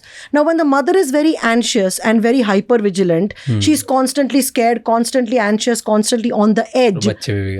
बच्चा भी stress pick कर लेता है, वो भी unpredictable बन जाती है, उसके भी एंगर इश्यूज हो जाते हैं because the impulsive brain is now hyper activated. So this is how trauma continues generation after generation, because parents who carry the burden of childhood trauma, it affects their parenting style. In fact, हमने last month research publish किया where we have shown that the ideal parenting style is authoritative parenting, but our research says that all the parents who have high trauma score, they are far from the ideal parenting style. They are not able to be the ideal parents because of their own trauma histories. It makes them volatile, it makes them unpredictable, it makes them either completely shut down. मतलब जो parents बचपन में trauma है ना, they are numbed out. जैसे मैंने वो बंदे का कहा ना कि पट्टा बेल्ट से मारते थे पिताजी, हमें कोई फर्क ही नहीं पड़ता है. दिस कोई फर्क नहीं पड़ता है means numbed out state, freeze state. So if parents are highly volatile or they are in a freeze state, they are disassociated. They are not glued on to the child's emotional needs at all because their own emotional needs are not met or because they are shut down. Now they become parents. Now it affects how they parent their own children. Okay, tell me कि ये जो सारे issues होते हैं, इन सब issues को देखने के बाद बच्चे बहुत सारे ना अटेंशन सीकिंग बिहेवियर में भी तो आ जाते हैं. आई हैव सीन कि बहुत लोग कि मम्मी पापा लड़ रहे हैं तो अपना हाथ काट लेंगे ताकि मम्मी पापा उनकी तरफ देखें, और एक बार अगर अटेंशन मिल गया तो बार बार वो अपने आप को सेल्फ हार्म करते जाएंगे. राइट. सो सेल्फ हार्म के बहुत रीजंस हैं. हाँ. Okay, one, there are two parts you are speaking about, attention seeking behaviour and self harm. Attention seeking behavior का एक हिस्सा है self harming. That's not the only reason. There are many reasons people self harm. Okay. Attention seeking behaviors are multiple. बच्चा will also do attention seeking by getting into criminal activities, doing drugs, doing all kinds of wrong things because of which the parents will give attention but negative attention. See, the body doesn't understand negative positive. हाँ, see, बच्चे criminal activities करेंगे क्योंकि वो Not चाहते हैं, consciously, हाँ मतलब unconsciously जानबूझ के मे बी ड्रग्स में डांट पड़ती है, माँ बाप से डांट पड़ती है, कुछ गलत चीजें करें क्योंकि माँ बाप से डांट पड़ती है और उन्हें वो डांट चाहिए। हाँ डांट कि मुझे किसी रीजन से तो अटेंशन कुछ मिल तो रहा है। अटेंशन मिल रहा है, करेक्ट, एग्जैक्टली। बच्चे बीमार पड़ते हैं इसकी वजह से। हमारे पास कितने क्लाइंट्स हैं जो बोलते हैं मैं छोटी थी, मम्मी वर्किंग थी, और जब भी मम्मी कभी छुट्टी नहीं लेती थी, पर जब मैं बीमार पड़ी ना एक दिन, तो मम्मी ने 2 days छुट्टी लेके मेरे साथ निकाला। उसके बाद पता चला कि ये लड़की हर 6 महीने बीमार ही पड़ती है, और जब बीमार पड़ती है मम्मी छुट्टी लेके उसके साथ बैठती है। तो for the mind I need to be sick to get my mom's attention. So बीमार पड़ना, गलत चीज़ें करना, बहुत ज़्यादा मस्ती करना, पेरेंट्स के नाक में दम कर लेना, टैंट्रम्स थ्रो करना, छोटे बच्चे होते हैं जो टैंट्रम्स थ्रो करते हैं, this is all attention seeking behaviours. गुस्सा दिखाना, चीज़ें फेंकना। हम हमेशा पेरेंट्स को बोलते हैं पहले बच्चे के साथ पूरा 100% अटेंशन दो और उसको बोलो कि तुमको क्या चाहिए। Try to find out what is the unmet need why the child is doing this. There is always a reason. There's always a reason. And when it comes to self-harming behaviors, there are many reasons for it. One reason is attention seeking is a very small part of it. Most kids self-harm, and the self-harming is not among kids. It's only among preteens and teens. अच्छा. You will not see many adults self-harming. You will see mostly preteens and teens self-harming. Okay. And not self-harm, not all people who self-harm don't commit suicide. That's a people get mixed up. Okay, self-harming is suicide. They are two different things. Explain in Hindi. ये दोनों अलग चीज़ है. Self-harming अलग है, suicide अलग है. Self harming जो करते हैं वो खुद को मार डालना नहीं चाहते, पर क्यों करते? एक तो इनके अंदर इतना पेन या गुस्सा है जो वो निकाल नहीं सकते। क्यों? क्योंकि उनको बचपन में दिखाया नहीं गया कि गुस्सा निकाले, या उनको बचपन से ही दबाया गया कि डोंट एक्सप्रेस इट। तो बहुत बॉटल अप इमोशंस हो जाते हैं। वो कटिंग से उनको रिलीफ मिलती है, कटिंग के बाद उनको हाश होती है।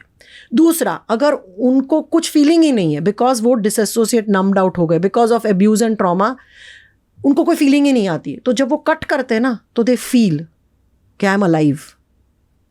सो these are the 2 main reasons for cutting. One is to feel that you are alive, मैं जिंदा हूँ, मुझे फील करना है, पेन फील करना है। दूसरा कि मेरे अंदर इतना भरा है खुद के लिए गुस्सा कि वो गुस्सा निकालने के लिए, या दूसरों के लिए गुस्सा। मेरे पास एक लड़की आई थी, मम्मी पापा इतना लड़ते थे तो शी वॉज हेल्पलेस कि मैं कुछ कर नहीं सकती हूँ, तो वो बाथरूम में जाके कट करेगी, अपने आप को कट करेगी। तो उसको जो निकालना है सब मम्मी पापा का, वो पूरा यहाँ पे होता है। तो ये होता है। तीसरा रीज़न, आजकल पीयर प्रेशर भी होने लगा है। मतलब पीयर प्रेशर है। हाँ, पीयर प्रेशर की खुद को हार्म कर। हाँ, देखो मैं भी कर रही हूँ, देखो तू भी करके देख। क्या आजकल बहुत चीज़ें पीयर प्रेशर में हो रही हैं। सो ये पीयर प्रेशर की भी वजह से हो रहा है। You're telling me, and it becomes addicting. ये फिर उसकी आदत पड़ जाती है। You're telling me कि मेरे सारे दोस्त अपने आप को काट रहे हैं तो मेरे पे प्रेशर है कि मैं भी अपने आप को काटूं। ये बहुत कॉमन होते जा रहा है। हाँ, कॉमन होते जा रहा है। ये वेस्ट में कॉमन था, अभी इंडिया में भी ये हो रहा है। But not everybody does it. You already have a back, मतलब कौन करेगा कि जो ऑलरेडी मेस्ड अप है, जिसको ऑलरेडी ये इश्यूज हैं। तो हाँ यार, मतलब आई एम अच्छा लग रहा है, ऐसा लग रहा है मैं कहीं प्रेशर निकल रहा है, जैसे कुकर की हाँ, मतलब मैं बिलोंग नहीं करता हूँ, देखो अभी मैं भी, और फिर बिलोंगिंग ग्रुप में, और फिर उससे अटेंशन मिलती है। राइट। इंडिया में ना एक बहुत कॉमन सेइंग है कि अगर कुछ भी होता है कपल्स के बीच में, हाँ, कि हस्बैंड वाइफ की बन नहीं रही है, झगड़ा हो रहा है, खुश नहीं है, दिन भर झगड़ते रहते हैं, कोई पार्टनर चीट कर लेता है, प्यार ज़्यादा नहीं हो पा रहा है, सेक्सुअली कंपैटिबल नहीं है, ओवरऑल एक दूसरे की तरफ अटैचमेंट ही नहीं है, हाँ, कुछ भी 50 प्रॉब्लम चल रही है मैरिज में, हाँ, हाँ, उन्हें बोलते हैं बच्चा कर लो सब ठीक हो जाएगा। This happens, right? Yes. Yeah, और बोलते हैं बच्चा कर लो सब ठीक हो जाएगा, बच्चा कर लो सब ठीक हो जाएगा। Do you think that's a... It is absolutely wrong कि बच्चा करने से, इनफैक्ट अभी 3 दुखी लोग होते हैं। ये समझ, बच्चा कोई भी मैरिटल प्रॉब्लम सॉल्व नहीं करता है। इनफैक्ट बच्चा आता है तो मैरिज में स्ट्रेस बढ़ता है, बिकॉज बच्चे की जो रिक्वायरमेंट्स लेनी पड़ती है, रात को जागना पड़ता है, पेरेंटल रिस्पॉन्सिबिलिटीज़ बढ़ जाती है। तो जो कपल में ऑलरेडी स्ट्रेस है, बच्चा आने से वो ज़्यादा स्ट्रेस पड़ता है। बच्चा आने से कभी प्रॉब्लम नहीं सॉल्व होता है। सब यही बोलते रहे बच्चा कर लो, कंप्लीटली गलत। और फिर वो बच्चा भी सफ़र करता है, बिकॉज माँ बाप ज़्यादा स्ट्रेस होते हैं, और फिर उनके पहले के जो बच्चे के पहले के इश्यूज हैं वो तो ऑलरेडी चले आ रहे हैं, ऊपर से अभी पेरेंटिंग स्टाइल्स की लड़ाई हो रही है कि तू बहुत लीनियंट है या तू बहुत स्ट्रिक्ट है, तो लड़ाइयाँ बढ़ी रही। और बच्चा भी अनकॉन्शियसली ये मानता है कि I have to fix my parents marriage, and that is very wrong, very wrong. बच्चे की रिस्पॉन्सिबिलिटी नहीं है अपने माँ बाप का। We all grow up believing कि हमें फिक्स करना है हमारे माँ बाप। देखो हमारे समाज में दूसरा भी गलत है कि लड़का अगर होमोसेक्सुअल है, गे है, शादी करवा लो ठीक हो जाएगा। होता है क्या कोई ठीक? ये भी तो मानते हैं लोग। कितनी गलत बात है उसमें, सबकी जिंदगी खराब होती है. Same thing in marriage. If your marriage is not working, please do not have kids.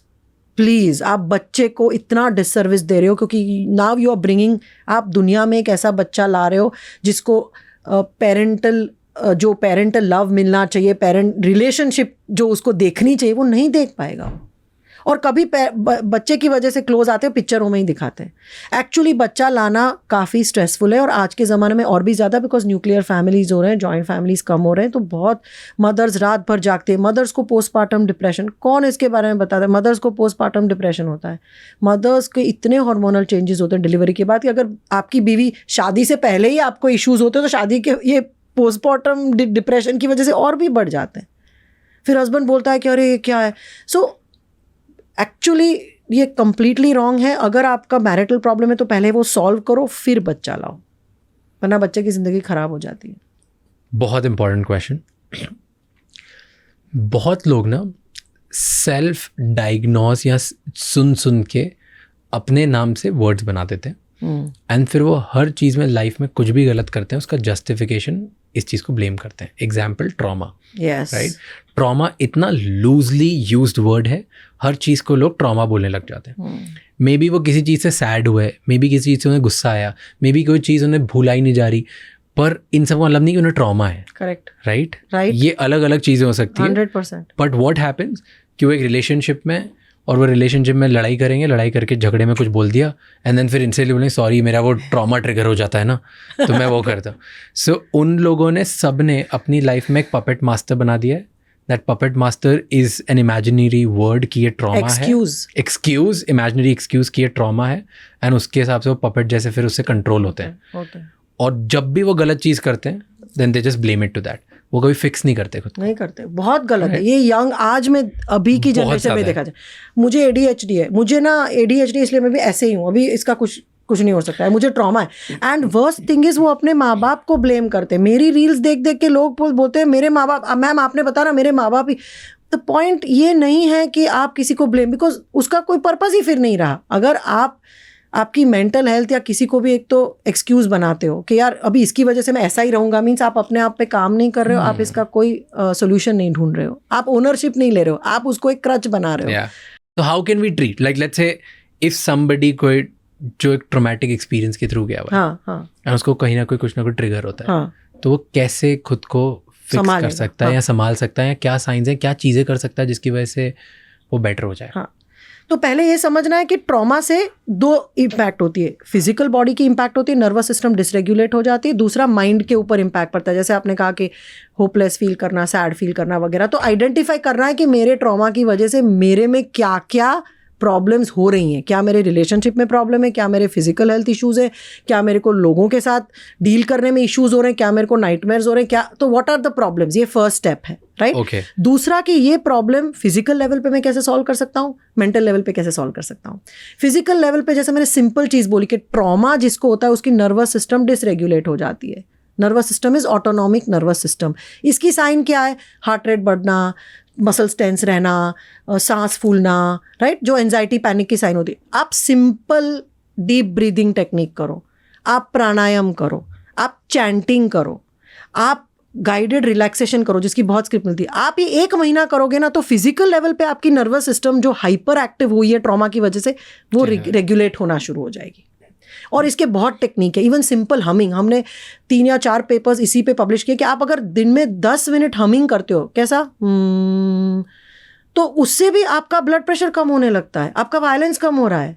US में लॉन्जिट्यूडनल स्टडी किया गया था डोमेस्टिक वायलेंस के कपल्स पे. सिर्फ उन्होंने 5 मिनट कोहेरेंट ब्रीदिंग किया, उनका 50% डोमेस्टिक वायलेंस कम हो गया. सिंपल चीज़ें हैं. तो फिजिकल लेवल पे आप ये चीज़ें कर सकते हो कि किससे आपकी nervous system fight on flight में से रेस्ट और डाइजेस्ट में आना शुरू हो जाए, जिससे आपका हार्ट रेट स्लो हो रहा है, आपका ब्रीथिंग स्लो हो रहा है, आपके मसल्स रिलैक्स हो रहे हैं. ये आप दिन में 20 मिनट आपके बॉडी को ट्रेन करते रहना है. 1-2-3 हफ्ते में वो चेंज होना शुरू हो जाएगा. मसल मेमोरी जब हम इसको बोलते हैं, जैसे हम गाड़ी सीखते हैं वैसा.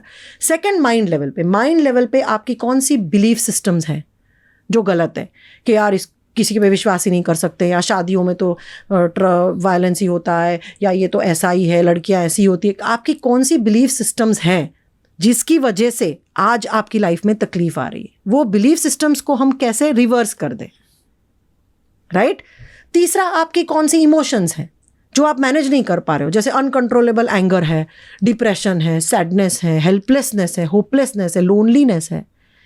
इसके बारे में आप फिजिकल लेवल पे क्या करते हो और इमोशनल लेवल पे। तो इमोशनल लेवल पे भी बहुत टेक्निक्स हैं जो आप इंटरनेट से सीख सकते हो, वर्कशॉप्स में सीखते हो, जिससे आपके इमोशनल लेवल पे काम हो जाए। तो अभी मैं योगिक पर्सपेक्टिव से बोलूँगी, पंच कोश अगर है तो फिजिकल बॉडी पे काम करो, अन्नमय कोश पे, प्राणमय कोश पे काम करो, your breath and your energy, go out in nature, listen to music, eat healthy food, lifestyle choices करो। मनोमय कोश पे काम करो, विच इज़ योर माइंड, आपके कौन से थॉट्स हैं, कौन से प्रोग्राम्स देखूंगी मैं जिससे मेरे थॉट्स अच्छे रहेंगे, राइट? और फिर आगे प्राणमय, विज्ञानमय कोश, आनंदमय कोश। सो what I am saying is you can't just work on one thing. आप ये नहीं सोचोगे कि मैं जिम जाऊंगा, फिट हो जाऊंगा तो मेंटली हो जाए।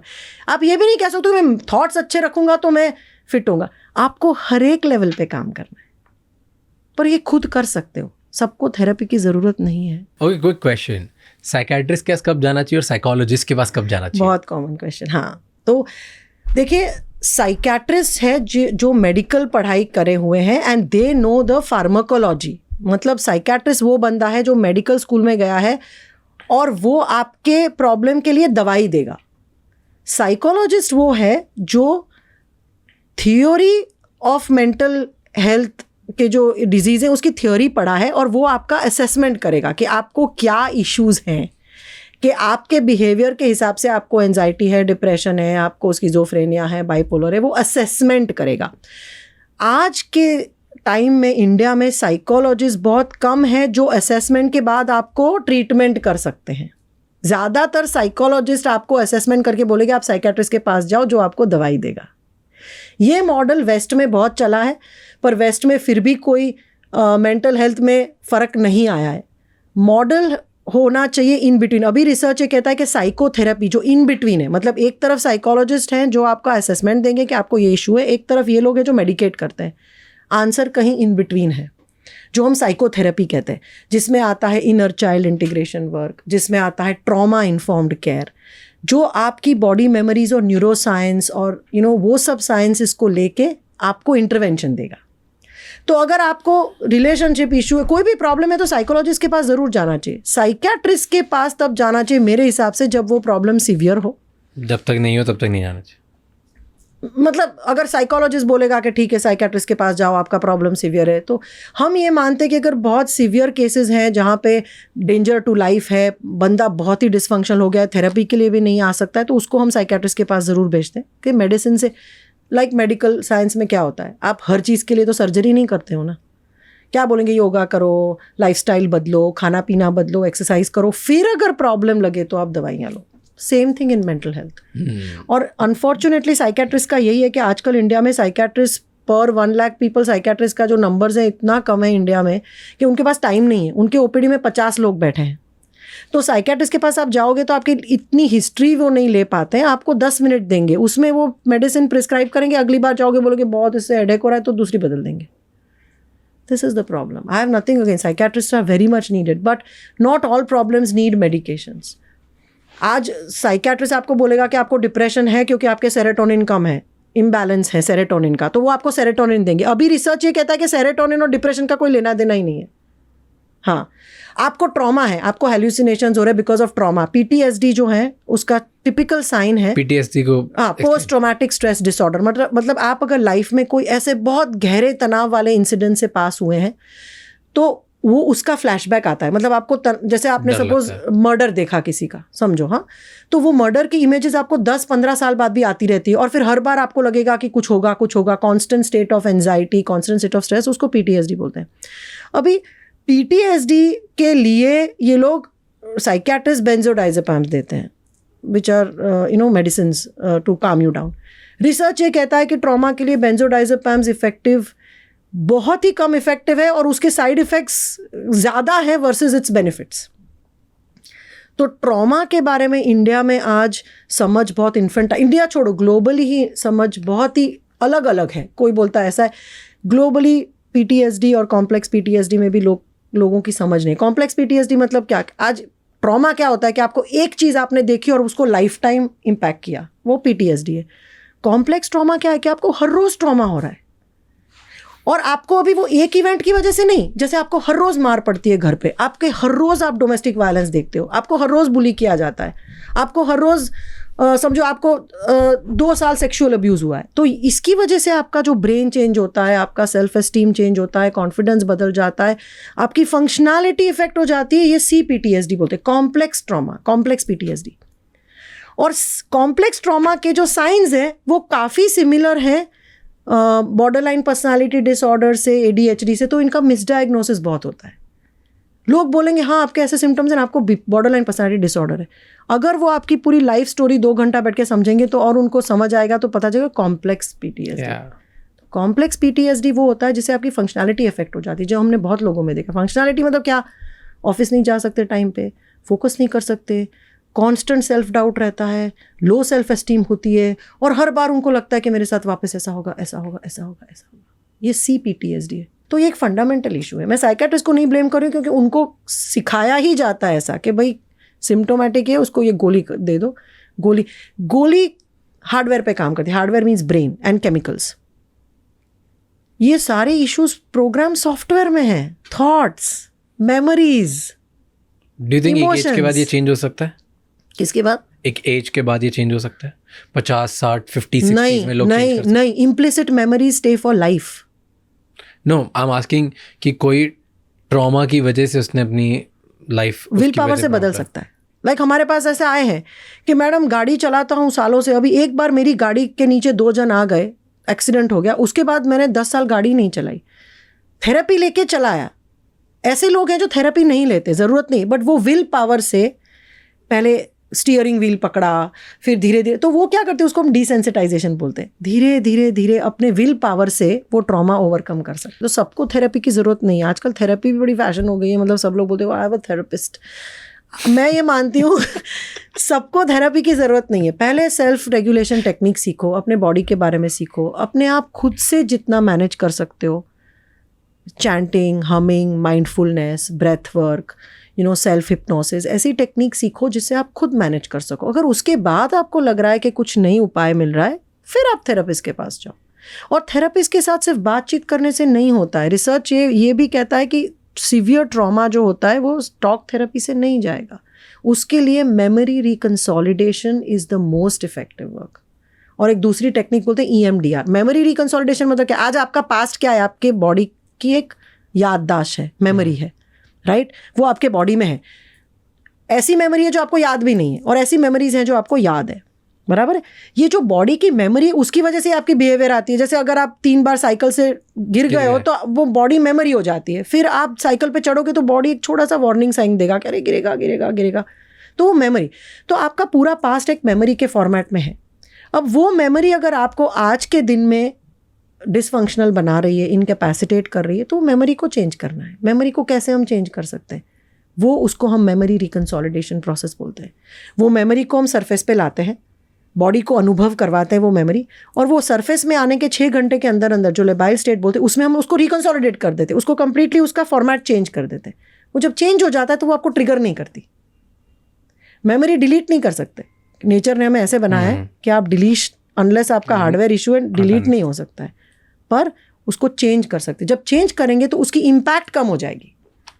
मतलब आप वही गाड़ी आप पकड़ोगे, चला पाओगे, आप फ्रीज नहीं हो जाओगे गाड़ी चलाने के time. That is the latest research in trauma which is called consolidation of traumatic memory, RTM। और दूसरी तकनीक है EMDR, जो आई मूवमेंट से करवाते हैं। तो ये 2 ही तकनीकें आज हैं इफेक्टिव ट्रॉमा के लिए। Like what was the most unusual या shocking, astounding fact for you, आपकी इतनी रिसर्च और 10,000 लोगों से जो आपने बात करी, उन सब के बाद जो आपको मिला? और हमने देखा कि जिसका चाइल्डहुड ट्रॉमा स्कोर ज़्यादा है, उनका suicide percentage of chances of suicide behaviour बहुत हाई, और सेल्फ हार्मिंग भी बहुत हाई है। तो हमने IIT के साथ मशीन लर्निंग, बहुत ही मतलब वो टेक्नोलॉजी, वो मेरा एरिया नहीं है, पर उन्होंने मशीन लर्निंग कोऑर्डिनेट्स के साथ ऐसा कुछ किया है कि जिससे अगर हम ये क्वेश्चंस पूछे इतने, उसमें थोड़ा हमने सोशल सपोर्ट का भी एलिमेंट डाला है, परसीव्ड सोशल सपोर्ट और लोनलीनेस, ये सब हम 15 चीज़ें ऐसी कुछ करके हम प्रेडिक्ट कर सकते हैं कि ये बंदा अगर हमारे पास आया और ये स्कोर है तो इसका रिस्क सुसाइड का हाई है। तो इस तरह से हम प्रिवेंट कर सकते हैं सुसाइड। और हमने ये भी समझा है कि डायरेक्टली नहीं होता, मतलब जैसे हमने इससे पहले इमोशनल रेजिलियंस की बात की कि चाइल्डहुड ट्रॉमा हो सकता है ज़्यादा, पर अगर उसका इमोशनल रेजिलियंस है और उसको डिप्रेशन नहीं है, लोनलीनेस नहीं है, तो वो सुसाइड नहीं करेगा। तो ट्रॉमा भी हाई हो सकता है, ज़रूरी नहीं है कि वो सारे हाई ट्रॉमा वाले सुसाइड करेंगे। कौन नहीं करता है? तो जिसका इमोशनल रेजिलियंस ज़्यादा है, जिसकी हमने शुरुआत में बात की कि पेरेंट्स को फिर ये प्रिवेंट तो करना है पर उसके साथ रेजिलियंस भी बढ़ानी है। तो आईआईटी के साथ हमने कुछ ऐसे पेपर्स पब्लिश किए हैं because they are more into technology. Okay, so this was the highlight for you. What are the other things that you have, because हमने इसमें बहुत बात करी, so I want to figure out what are the other things. मैंने देखा है कि जितने लोग इंटेलेक्चुअल होते हैं उनके साथ एक्चुअली ज़्यादा मुश्किल हो जाता है काम करना। Okay, explain why. जो इंटेलेक्चुअल होते, पहले तो एक बताओ, इंटेलेक्चुअल आप किसको बोल रहे हो?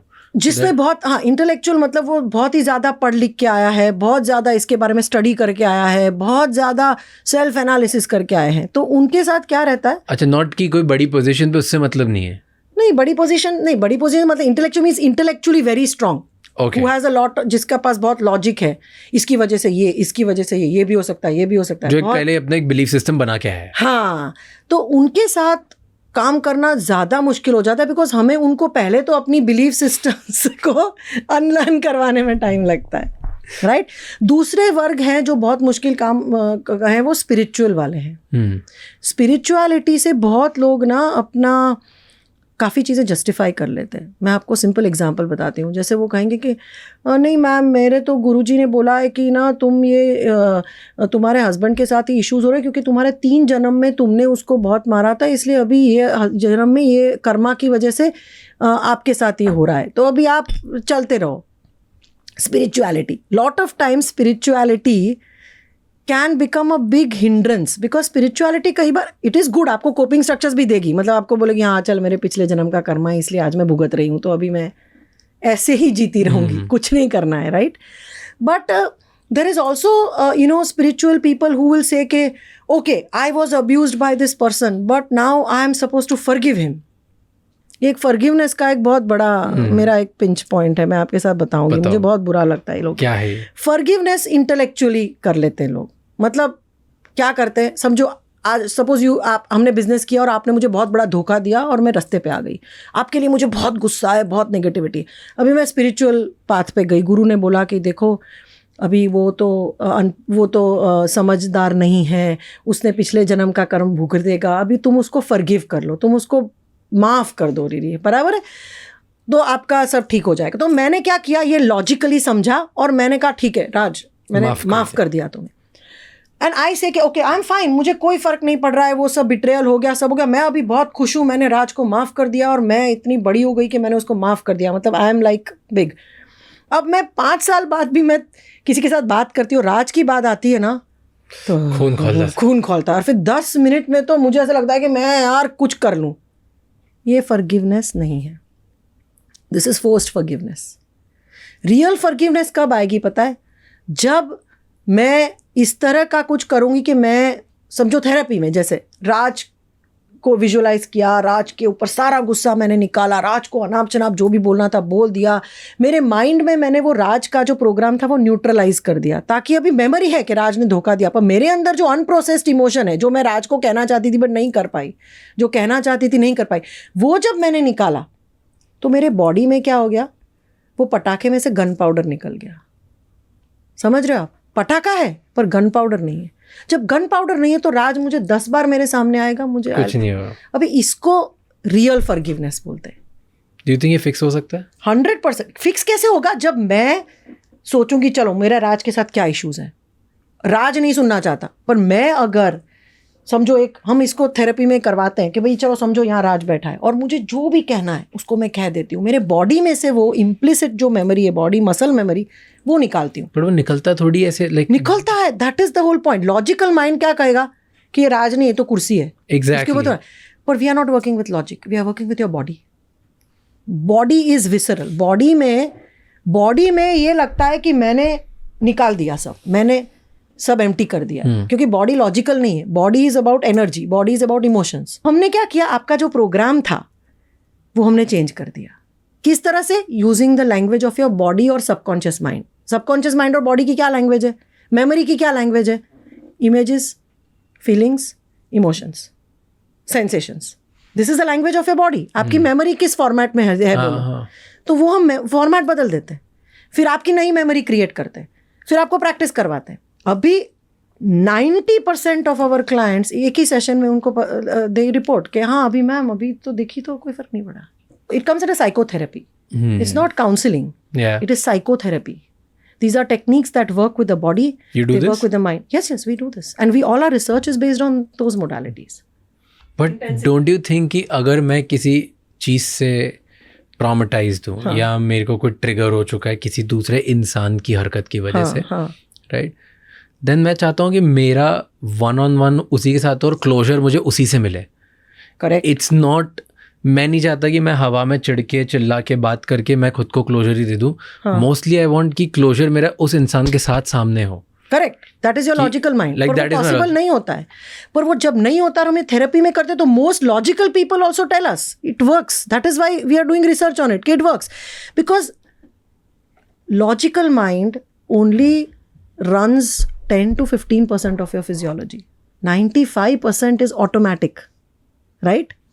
You are, unless you are a Zen monk and you are mindful, 95% आप automatic, वो automatic क्या है? आपके programs है.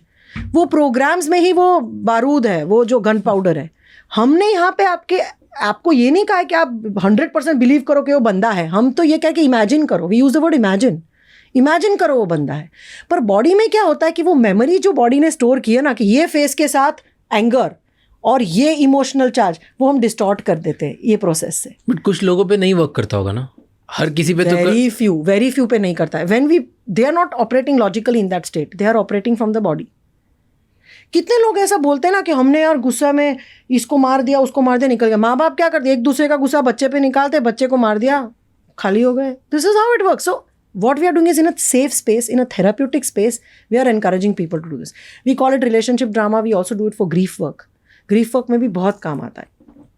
You know, you told me इस सेंटेंस में आपने बीच में बोला कि कुछ माँ बाप गुस्से में आ जाते हैं और फिर बच्चों को मारने लग जाते हैं, right.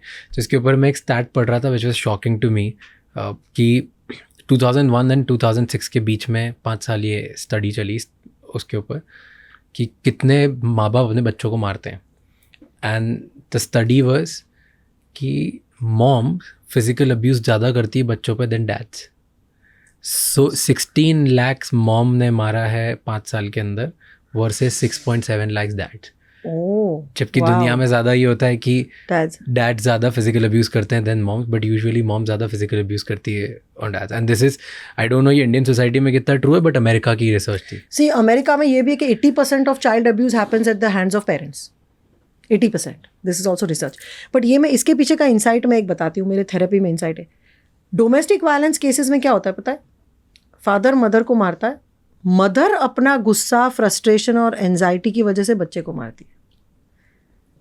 So I completely understand your statistics. Which are the mothers who hit their children? उनको उठ के ऐसा शौक नहीं होता कि चल आज मैं 2 मारूंगी या 6 मारूंगी, ऐसे नहीं होता है. But these are the mothers जो खुद का उनका इतना ट्रॉमा है, वो निकाल नहीं पाती, हस्बैंड को नहीं कुछ कर पाती, इन-लॉज को नहीं कुछ कर पाती, तो किसके ऊपर निकलेगा? जो सबसे वल्नरेबल है, सबसे हेल्पलेस है, जो सामने कुछ कर नहीं सकता है. तो जो मदर्स खुद डोमेस्टिक वायलेंस की विक्टिम्स हैं, लॉट ऑफ देम वो खुद अपने बच्चों के ऊपर वो निकलती हैं. और डोमेस्टिक वायलेंस ये भी उल्टा भी होता है. मतलब अभी तो ये केसेस मैंने बहुत देखे कि हस्बैंड्स भी पिटते हैं अपनी बीवी से. हम ट्रेडिशनली सोचते हैं कि डोमेस्टिक वायलेंस मतलब हस्बैंड ही मारता है वाइफ को. अभी वो चेंज हो रहा है सोसाइटी में. बोलते से वही इमेज आती है. हाँ, हमारा कंडीशनिंग है. बट मैंने हस्बैंड मार रहा है. क्लिनिकल प्रैक्टिस में देखा है कि वाइफ्स भी अभी उतनी ही वायलेंट हो रही हैं, क्योंकि उनके खुद के चाइल्डहुड के जो भी प्रोग्राम्स उन्होंने घर में देखा है, it becomes a part of their life. Main का ये प्रॉब्लम है कि वो समाज में बता भी नहीं सकते. विमेन बात करती है बगीचे में बैठ के कि मेरे हस्बैंड ने पीटा. मेन नहीं बात कर सकते कि मेरी बीवी मुझे पीटती है, बिकॉज लोग उसकी मजाक उड़ाते हैं कि तू वीक है, मैस्कुलिन है, तू कैसा आदमी है, तेरी बीवी का मार खाता है. आपको पता नहीं है कि वो उसका बचपन कैसा था, उसको मार खाने के लिए किस तरह से कंडीशन किया गया था ताकि आज वो बीवी का भी मार खाता है. You don't know the history. तो मेन बता नहीं सकते कि मेरी बीवी को एंगर इश्यूज़ है, मेरी बीवी चीज़ें फेंकती है मेरे पे, प्लेट फेंकती है, ये करती है वो करती है. तो मैन बेचारे ज़्यादा परेशान है बिकॉज टेल मी क्यों सहते हैं लोग ये? बिकॉज ट्रेडिशनली लोग ये बोलते थे कि विमेन डोमेस्टिक वायलेंस इसलिए सहती हैं क्योंकि वो डिपेंडेंट होती हैं। हाँ, वो हाउसवाइफ्स होती हैं तो उन्हें पता नहीं होता कि मैं अगर मेरे पति को छोड़ दूंगी तो जाऊंगी कहाँ, क्योंकि Correct. मेरे जो घर वाले थे वो भी बोलते हैं कि तुम्हारे पति को दे दिया हमने, हाँ, तो अब तुम वापस नहीं आ सकती, तुम्हारा नया वो घर है जो है डील करो, राइट? तो उन्हें डिपेंडेंसी इश्यूज हो जाते हैं कि मैं बाहर जाऊंगी तो कमाऊंगी कैसे, रहूंगी कहाँ। इसके से बहुत सारी विमेन सहती जाती है बहुत टाइम तक। करेक्ट। मेन क्यों सहते हैं? 2-3 रीज़न है। एक तो समाज की वजह से, वो बाहर बताते ही नहीं है कैसा हो रहा है, क्योंकि पूछेंगे अगर नहीं सहना है मतलब क्या, अलग हो जाना, तो कारण पूछेंगे क्यों अलग होना है, तो क्या तो बोलूंगा कि मेरे को उड़ाते हैं मजाक। हाँ, बीवी मारती है मतलब तो मैं तो मर्द ही नहीं हूँ। तो एक तो ये कारण है। दूसरा बच्चों की वजह से, सेम जो वाइफ का होता है हस्बैंड के, ये हस्बैंड्स वो हैं जो सॉफ्ट हैं, बीवी का मार जो खाते हैं वो जनरली जेंटल सॉफ्ट है। बच्चों के लिए उनको बहुत अफेक्शन है, बच्चों के लिए बहुत प्यार है, उनको लगता है कि हम अलग हो जाएंगे तो बच्चे पे क्या असर होगा। और कई बार वो बच्चों को भी प्रोटेक्ट करने के लिए, बिकॉज जो जनरली जो बीवियां वायलेंट होती हैं उनको काफ़ी उनका वोलेटाइल नेचर रहता है, सब पे ऊपर वायलेंस निकलता है, तो कई बार वो बच्चों की वजह से शादी में रुक जाते हैं और ये बाहर नहीं निकलते हैं। और जैसे मैंने कहा, कई बार उनके खुद के प्रोग्राम्स, उनका खुद का सेल्फ वर्थ इतना लो है, उनका कॉन्फिडेंस, आत्मविश्वास इतना कम है कि वो खड़े होकर ये नहीं कह पाते कि बंद करो, stop. They can't say it because ये लोग को बचपन से, मोस्ट ऑफ द टाइम इनको या तो बचपन में बहुत बुलिंग किया गया है स्कूल में, तो उनको ऑलरेडी वो प्रोग्राम है कि ऐसे ही लोग करते, they are use to it. Not, इसका मतलब ये नहीं कि दे लाइक इट और they are okay with it, but they are just use to it. उनके लिए कॉमन है, बुलिंग किया गया या उनकी मम्मियों ने या पापा ने बहुत मारा पीटा है, तो ये लोग बीवी से भी फिर वो खा लेते हैं मार। पर वो कैसे निकलता है फिर?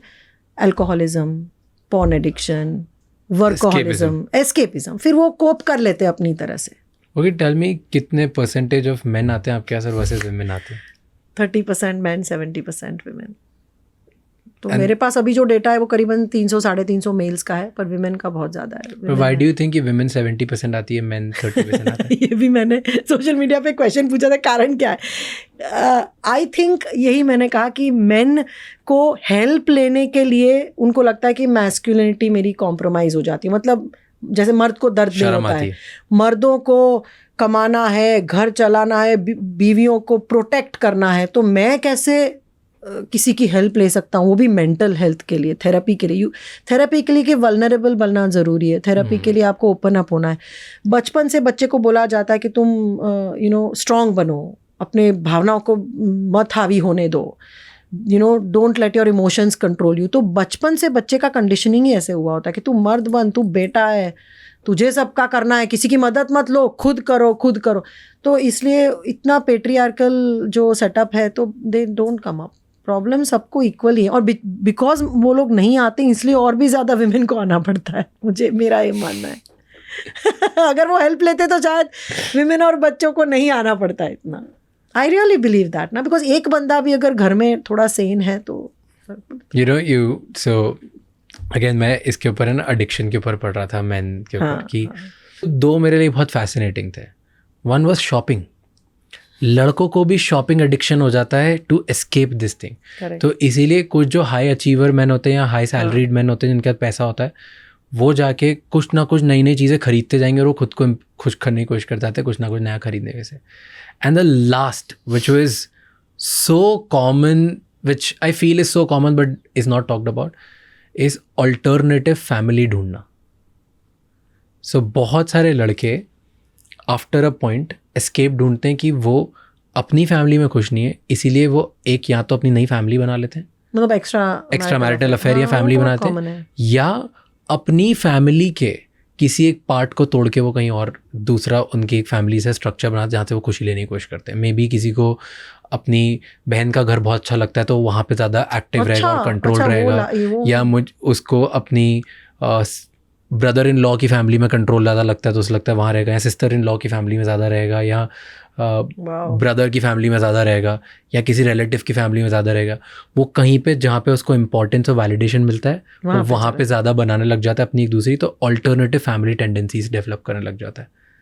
Correct. It can B sexual, it can B controlling, friends, जहाँ पे वो फ्रेंड्स की फैमिली में इतना घुस जाएगा, फ्रेंड्स की वाइफ और हस्बैंड, फ्रेंड की वाइफ और उसके में झगड़ा होगा तो उसको सॉल्व करेगा, हाँ, करेक्ट, अपने घर में नहीं करेगा। तो वो दूसरों की जगह अपनी family tendency, and this how I think is so common पर इसके ऊपर कोई बात ही नहीं करता. Correct. Like this is the biggest thing that men go through. और वो escape करते हैं क्योंकि उन्हें help नहीं मांगनी. And the borderline reason help नहीं मांगनी इसकी वजह से वो पूरी नई family भी बर्बाद कर. Correct, absolutely. And even when we talk extramarital affairs are also so much on the rise because यही है कि जहाँ पे आपको लोग 2 जन क्यों साथ में आते हैं कि उनकी नीड्स मीट कर सके, राइट? पर वो नीड्स जब नहीं मीट होती है तो वो बाहर देखते हैं. It's all about meeting needs. Do you think cheating happens because needs are unmet? Yes, so many times. The moment a person comes to me and says that, okay, we've had no sexual intimacy for 10 years, 15 years, my first question would be that, are you close to somebody else? 9 out of 10 times I'm bang on. I just know it. It's not just sex, it's also emotional needs. Like today couples are busy. They are spending more time at workspace than they are spending with each other. Even love marriages, passionately in love, dated for 10 years, fought the world and got together. After 5 years, grown apart. Now it's too much of a hassle to work on the marriage, too much of a hassle to break it. So they have their own, setup. And it's mostly emotion. For women, I've seen mostly emotional need पहले आती है. हाँ, and men में भी होती है emotional need, sexual need unmet होती है, तो वो बाहर देखते हैं. And I'm not saying it is okay. I'm not even, saying anything about whether it's good, bad, should do, should not do. But this is a fact. This is what is happening increasingly now. And there are many couples who are also trying out open marriage setup. But मेरे को वो समझ नहीं आता है. But have you ever met somebody जिसकी open marriage और हाँ, work yes, they've come for therapy. No, work नहीं करी. That's what I'm asking. It doesn't work. Do you think कि the open marriage का concept जो worldwide बढ़ रहा है, do you think that's a concept that is working? Have you ever met anybody जिसके लिए work किया? नहीं, I have met somebody जिसके लिए नहीं work किया है. I have not met जिसके लिए वर्क किया है.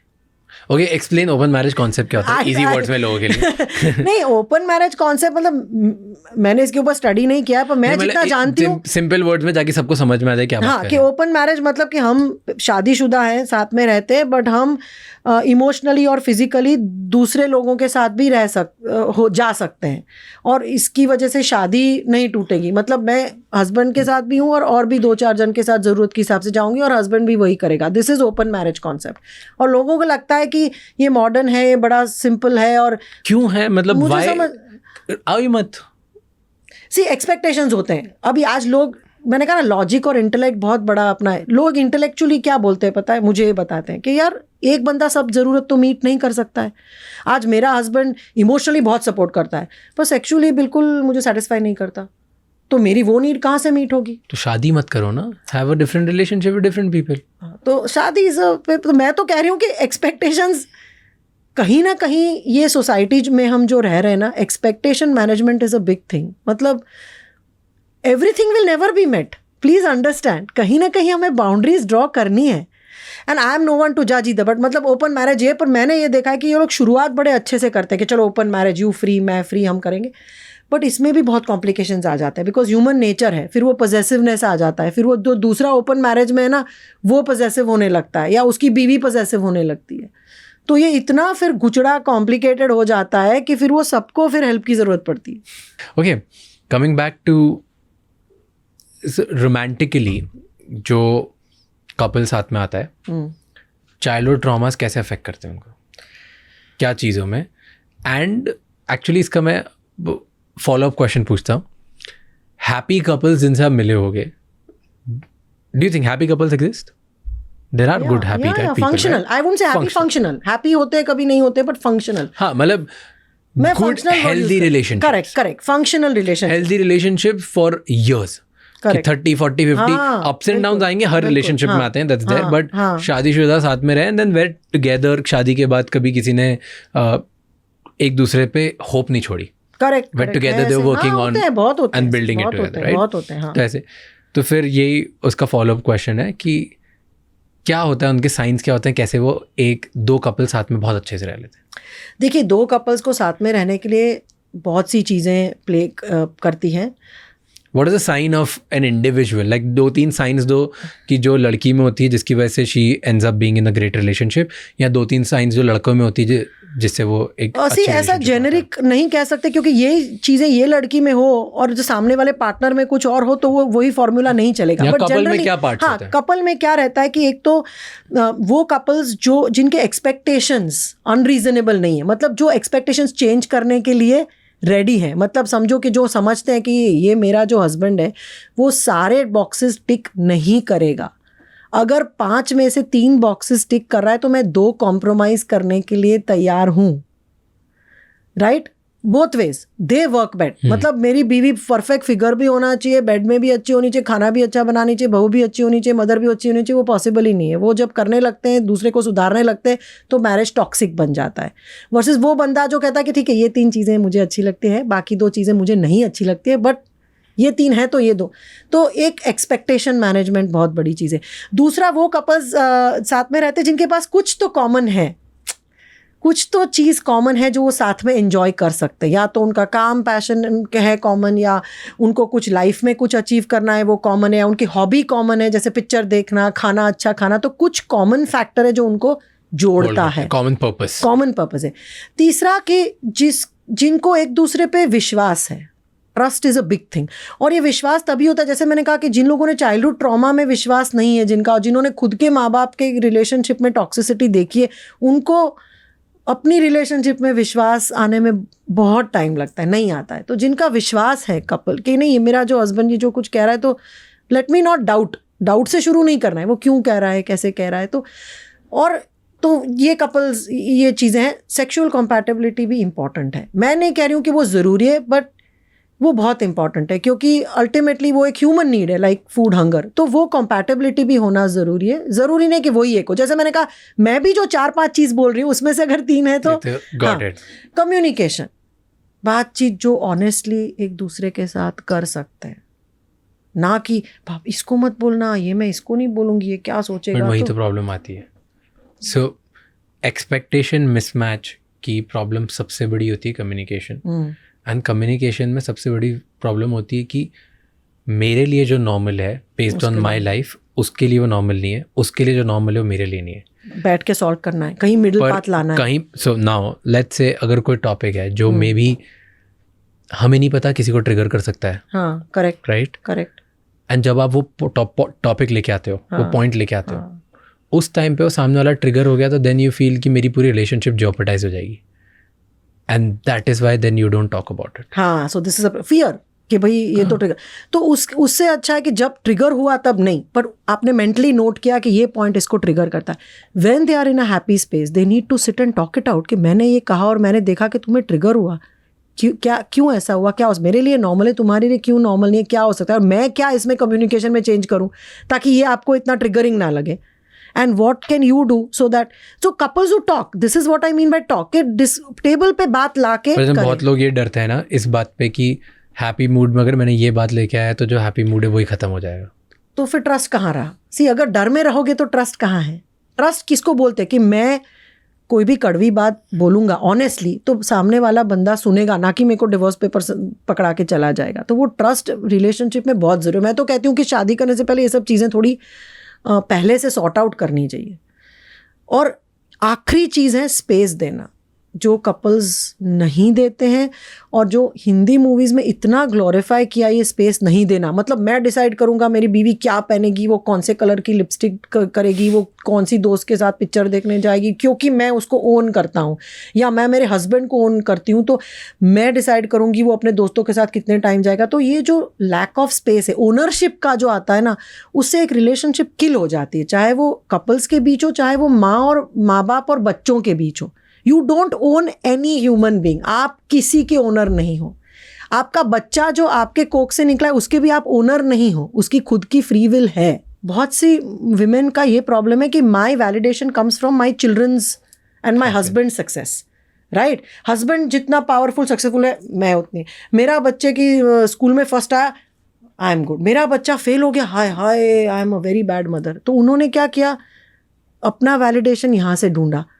तो वो बहुत ही गलत है, क्योंकि वो बच्चे बड़े होंगे, अपनी लाइफ करेंगे, तो फिर ये मदर्स ना एम्प्टी नेस्टर्स होकर डिसोरिएंट हो जाती है। बहुत सी मदर्स को 40s-50s में डिप्रेशन आ जाता है, क्योंकि बोलती है मैंने हस्बैंड और बच्चों के लिए इतना किया, मेरी ज़िंदगी खो दी, मैं गोल्ड मेडलिस्ट थी मैम, मैंने इतना पढ़ा है और सब कुछ छोड़ के इनको, और देखो ये अभी अपनी बीवी के साथ रह रहा है, मुझे हफ्ते में एक बार फ़ोन भी नहीं करता है।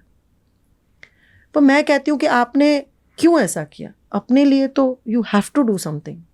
बट डू यू थिंक कि एक मदर हाउसवाइफ जो होती है वो बहुत एक इम्पॉर्टेंट रोल प्ले करती है इन जस्ट नर्चरिंग, यस कि वो बाहर काम नहीं कर रही एंड उन्होंने चूज़ किया है कि मैं नर्चर करके एक लीडर तैयार करूँगी, and that's why may be she is creating better let's say better leaders as sons and daughters. The women who sit at home, like you said, instead of 6 hours they give 10 hours to their kids. Now they are micromanaging the children. Because उनका क्या mindset है, husband का भी mindset, तू सब कुछ छोड़ छाड़ के एक यही चीज कर रही है बच्चे को बड़ा करने में, और तेरा बच्चा फेल क्यों होता है, इतना भी तू नहीं कर सकती है, ये मैंने सुना है. समझ रहे हो आप, तुमने सब कुछ छोड़ छाड़ के घर संभाला और बर्तन क्यों पड़े हैं सिंक में, इतना गंदा क्यों घर पड़ा है. तो what is happening is that सब कुछ छोड़ के जब आप ये करने बैठते हो तो ओवर एक्सपेक्टेशन बढ़ जाती है. बच्चों पे भी, बच्चों को बोलती है मम्मियाँ कि मैंने सब कुछ छोड़ के तुमको बड़ा करने में समय निकाला और तू इतना भी नहीं कर सकता है, कैसा है तू. तो बच्चे प्रेशर ले लेते. I have clients who tell me कि ma'am my mother give up her whole career, और मुझे हर रोज़ लगता था कि मैं क्यों फर्स्ट नहीं आ सकती हूँ क्लास में, मैं क्यों नहीं टॉप हो सकती हूँ, इतना मुझे प्रेशर. आज दिन तक, मैं आज डॉक्टर हूँ, मेडिकल डॉक्टर, पर मुझे ऐसा लग रहा है मेरी मम्मी का सपना मैं पूरा नहीं कर पाई, क्योंकि उसको मुझे सर्जन बनाना था और मैं सिर्फ डॉक्टर फिजिशियन हूँ. ये this is what I am warning against.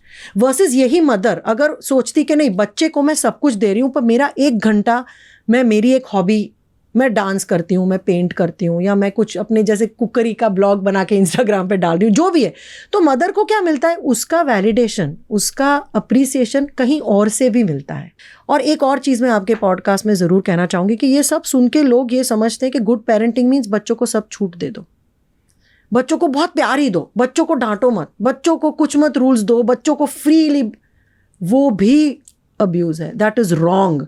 बच्चों को स्ट्रक्चर चाहिए, बच्चों को डिसिप्लिन चाहिए, बच्चों को कायदे कानून सिखाना बहुत ही ज़रूरी है. बच्चे के ग्रोइंग ब्रेन को स्ट्रक्चर मिलेगा, रूल्स मिलेगा तो उसको सेफ फील करेगा. तो ये सब चाहिए, बट उसका तरीका वायलेंस नहीं है.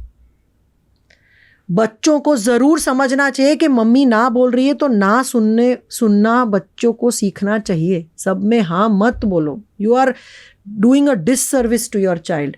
बच्चे को अगर 5 बार ना बोला है तो 5 बार हाँ बोलो. मैं हमेशा पैरेटो प्रिंसिपल 80-20 रूल बोलती हूँ. 8 चीज़ जाने दो पर 2 चीज़ पे फर्म रहना बहुत ज़रूरी है.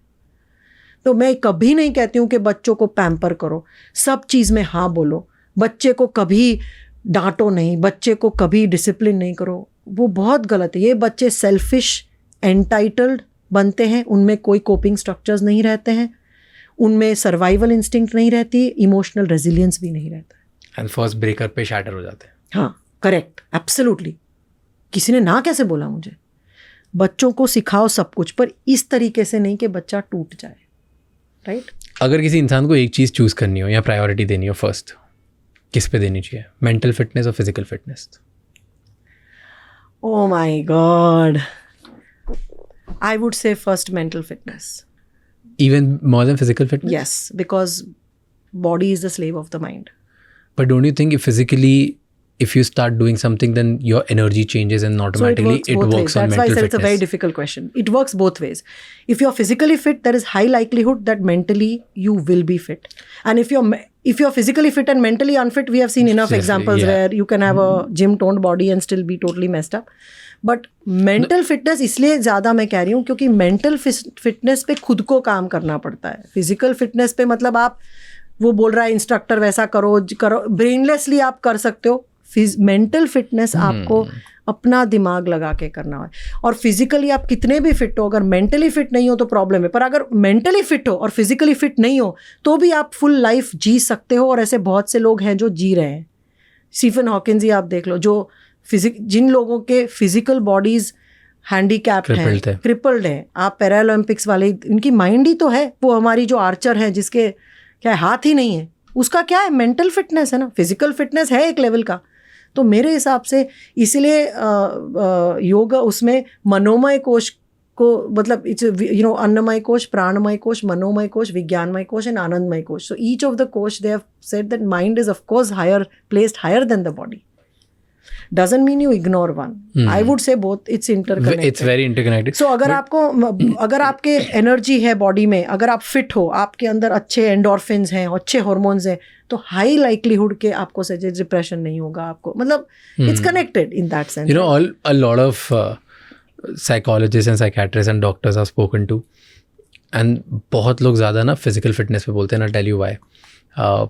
तो मैंने ये सेम क्वेश्चन पूछा, मतलब कि अगर कोई इंसान है जो एक डार्क स्टेट में वो मेंटली फिजिकली सफ़र कर रहा है, let's say, right, in normal इंसान डे टू डे लाइफ में अब डरने लग गया है, ट्रॉमा उसका कुछ ट्रिगर हो गया, कुछ हो गया, तो they like first step is ask them to start walking, ask them to start Because that's easiest. That's like हाँ easiest. कि कुछ एक्शन, क्योंकि फिजियोलॉजी जैसे चेंज करोगे थोड़ी सी बॉडी की, ऑटोमेटिकली कुछ तो बॉडी में चेंज आएगा, and then that will give you हिम्मत to go to maybe a therapy and do it. क्योंकि आज तो तुमने हर चीज़ से बिलीफ ख़त्म कर दिया है, तो तुम्हें कुछ ना कुछ करके बॉडी के लिए एक सोशल प्रूफ क्रिएट करना है कि कुछ मैं करता हूँ तो बेटर होता है, and you have to start believing in the process again. So it can be muscle building, it can be walking, it can be just. That's why it is it's a question which is like tricky question. मतलब there is no answer कि ये first, but if I'm forced to say, I would still say my mind. But because your area of work, you have seen it more examples that way. And I would also tell all my clients who come with mental health issues that first day of therapy, I tell them, are you doing any physical activity? You have to do physical fitness first. You have to focus on your sleep. You have to focus on lifestyle choices. Mental health issues के biggest contributors are also lifestyle choices. If you're not sleeping well, if you're in a stressful job, if you have relationship issues at home, if you've not sorted that, if you have disconnect with your family, if you are not doing any eating, if you're binge eating, if you're not doing any workout, you are physically obese, you have body image issues, कहाँ से कोई mental fitness होगा? So they both go hand in hand. मैं वो बता रहा था ना, this morning I was reading, मैं बताता हूँ उसका नाम क्या था, the study of this was a study of how this is a key psychonumerology. So this means that this is the new way of studying what they've done, how interlinked unity works in our mind, body, with immune system, emotional system, nervous system, and सारे hormonal apparatus. Psychoneuroimmunology, is it? Psychoneuroimmunology. Correct. So it's like it studies कि कैसे mind, body, emotional state, hormones, apparatus, like ये सब connected है, and they're studying on this. मैंने आपको बताया ना, this is psychoneuroimmunology. जो कहते हैं कि टॉक्सिक स्ट्रेस, उसका इम्यून सिस्टम पे क्या इम्पैक्ट है, उसका ब्रेन पे क्या इम्पैक्ट है, उसका नर्वस सिस्टम पे क्या इम्पैक्ट है. This is the study of psychoneuroimmunology. If you go through severe childhood trauma, you have chronic stress. Chronic stress affects your hypothalamus pituitary HPA axis आपका imbalance हो जाता है, इम्यून सिस्टम में inflammation आ जाता है, आपके बॉडी में वायरस बैक्टीरिया इन्फेक्शंस होने लगते हैं, इम्यून सिस्टम कॉम्प्रोमाइज, इन्फ्लेमेशन हो जाता है बॉडी में, auto immune disorders, it's all connected. It's all done. So psychoneuroimmunology is the most latest research which is connecting your hardware to the software. Yes. Right? That's exactly spot on. And I found it very, very disturbing and fascinating. This is not taught in psychology colleges, not even in master's degree, unfortunately. They have to incorporate this now. Because psychologists को ये नहीं पढ़ा जाता है. यार कितना मतलब ये वो लोग बेचारे बाहर जाके अमेरिका, यूरोप जाके ये कोर्सेज करते हैं. Brain, how does your Immune thoughts system, impact your immune emotional system? Your brain, what are the hormones that get secreted with which thoughts? Your thoughts secrete specific hormones in your body. Psychology, neurology and immune system. Okay. ये तीनों का connection क्या है? Means psychology is what? Your thoughts and emotions. Neurology is what? Your nervous system, which is what I told you, SNS, PNS, right? आपका autonomic nervous system. And immune system. Which is HPA axis, your cortisol, your stress hormones, how they impact the brain. तो ये जो मैंने इस पे बहुत talks किए, how your trauma and your thoughts and your chronic stress impacts your brain development. This is coming from psychoneuroimmunology studies. How your thoughts, your experiences impact your brain development, how they impact your physical body, how they impact your nervous system. So उसकी first line जब मैं पढ़ रहा था, the study which I was reading, उसकी first line जो article था, how they start, कि साइकोन्यूरोइम्यूनोलॉजी जो है उसमें it start with like a complete mystery, कि एक टाइप का एक्सपोजर और केमिकल है जो इतना तेज़ी से बढ़ रहा है, जिसकी वजह से बच्चे अगर उससे ज़्यादा एक्सपोजर हो रहे हैं तो ऐसा होता है कि फ्यूचर में उनके हार्ट डिसीजेस, यस, जो हार्ट रिलेटेड जितनी डिजीज़ होंगी वो 3x बढ़ जाती हैं। उनके लंग कैंसर के चांसेस 2x बढ़ जाते हैं। यस, उनकी लाइफ एक्सपेक्टेंसी नॉर्मल लोगों से, दूसरे लोगों से 20 साल कम हो जाती है। एंड ये सब जो केमिकल है वो और जो एक्सपोजर है वो कोई हवा में अवेलेबल नहीं है, वो कोई बाहर नहीं मिलता, ना ही कोई वो जंक फूड से आ रहा है, ना ही वो खाने से आ रहा है, ये फैमिली से आ रहा है। इसका नाम है childhood trauma. Correct, absolutely. I was like क्या मिस्ट्री क्रिएट करी है, फर्स्ट लाइन लिखी but it's so shocking. Like auto immune disorders, आपको पता है मेरे पास क्लाइंट्स आते हैं जिनको फाइब्रोमाइल्जिया है, कैंसर्स हैं, कितने की हिस्ट्री में सिवियर चाइल्डहुड ट्रॉमा है। वो मेंटल हेल्थ में जो नहीं दिखता है ना, वो फिजिकल। आपने बोला था ना कि अगर मेंटल में हमने समझा दिया अपने आप को कि हाँ सब ठीक है, बचपन है, खत्म हो गया, पेरेंट्स बेचारे खुद विक्टिम्स थे, ब्ला ब्ला ब्ला, इंटेलेक्चुअल समझ गया, वो बॉडी में कौन समझाएगा? बॉडी में जो इम्बैलेंस बचपन से हुआ है, जैसे ये इम्यून सिस्टम में, न्यूरोलॉजी में, उससे कितने लोगों को आज auto immune disorders, rheumatoid arthritis, right? Yeah, rheumatoid. Exactly. Yes, this arthritis lupus, is only caused. lupus, rheumatoid arthritis, lupus, psoriasis, fibromyalgia, and cancer are linked to chronic stress, which comes from childhood trauma. And not all people who go to childhood trauma will go through this. I'm telling you, research थोड़ा सा इस तरह से नहीं देखना चाहिए कि इसकी वजह से ये, but it is linked. Means all the research will say कि जिनको चाइल्डहुड ट्रॉमा है उनके वल्नरेबिलिटी, उनके चांसेस ये सब होने के बढ़ जाते हैं। And do you think women go through it more than men? Research में ये बताता है कि women are more victims than men. That's why I asked you. Yes, research shows कि women are more prone to these issues. पता नहीं क्यों, मुझे नहीं पता। शायद women ज़्यादा, शायद इनकी इमोशनल रेजिलियंस कम है, या तो women ज़्यादा विक्टिमाइज हो रही हैं। And also women have less coping structure. See, men ज़्यादातर कोप अप कर लेते अलग अलग चीज़ों से, वायलेंट बिहेवियर है, पॉर्न है, एडिक्शंस हैं। विमेन के इतने कोपिंग स्ट्रक्चर्स नहीं हैं हमारे समाज में एक्सेप्टेबल। विमेन गैम्बल नहीं करती इतना जितना मेन करते हैं। विमेन इतनी अल्कोहल अब्यूज़ नहीं करती हैं, अभी कर रही हैं जितने मेन करते हैं, स्मोकर्स में भी है। तो मेन के कोपिंग स्ट्रक्चर्स हैं, इसलिए वो दिखते नहीं, वो दब जाती हैं ये चीज़ें। विमेन के कोपिंग स्ट्रक्चर्स नहीं हैं। Okay, if you have to conclude everything that we spoke about. I spoke about so much. My God, conclusions are very difficult for me. Because I'm so much all over the place. So is life and so is trauma. There's so much I have, like, how do I conclude? I don't know. All I said was this, that be very mindful parents बनने से पहले सोचो, थोड़ा पढ़ो, थोड़ा aware बनो, खुद पे काम करो। एंड कभी अगर तुम्हें लगता है कि तुम्हारे साथ बचपन में कभी कुछ ऐसा गलत हुआ तुम्हारे पेरेंट्स की वजह से, तो उन्हें ब्लेम मत करो, खुद जिम्मेदारी लो। अपनी हीलिंग की जिम्मेदारी अपने हाथ में। और मैं ये ज़रूर कहूँगी, ये सब बात करने के बाद मैं एक चीज़ कहूँगी, आज ये क्षण पे अगर आप चाहते हो ना, तो आप ट्रांसफॉर्मेशन ला सकते हो। ब्रेन में न्यूरोप्लास्टिसिटी है, आपका ब्रेन हर अनुभव के साथ चेंज होता है। आज मेरे साथ हमने बातचीत की तो मेरा ब्रेन भी कुछ लेवल तक चेंज हुआ, आपका भी चेंज हुआ। तो हर अनुभव के साथ आपका ब्रेन चेंज हो रहा है। तो at any as, at any time, you can change your pathways, you can change your habit, you can change your behaviour, you can change your belief system, you can change your reality. हम past के slaves नहीं हैं। ये motivational speakers बहुत बोलते हैं, पर मैं अगेन न्यूरो साइंस के पॉइंट ऑफ व्यू से बोल रही हूँ कि न्यूरल पाथवेज कॉन्स्टेंटली बना रहे हैं हम। तो अनुभव बदलो ना। तो न्यूरल पाथवे, आपने मुझे पूछा ना, वो इमेजिन करके हम कैसे रिलीज कर सकते हैं। न्यूरल पाथवे हमने नए बना लिए, किसके? कि मैंने उसको कर दिया, न्यूरल पाथवे नए बन गए, रियलिटी नहीं बन गई।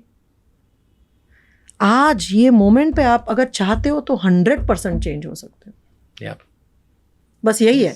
There is nothing, I believe in it, there is nothing carved in stone. Life is so dynamic. आपने इतने प्लान किए, कल नेक्स्ट मोमेंट में लाइफ चेंज हो सकती है, which is so good, right? True. You can always change. So do not take your labels seriously. आपको जो भी मेंटल हेल्थ का लेबल दिया गया ना, it is not for life. You can relabel it. You can change your behavior and that label will just fall off. The problem is people don't want to do that. They are in a comfort zone to live with the labels. This comfort zone is more addictive. Yes. Yes. Being confident and independent is very, very painful for a lot of people. It's easier to be in a very suppressed, toxic relationship.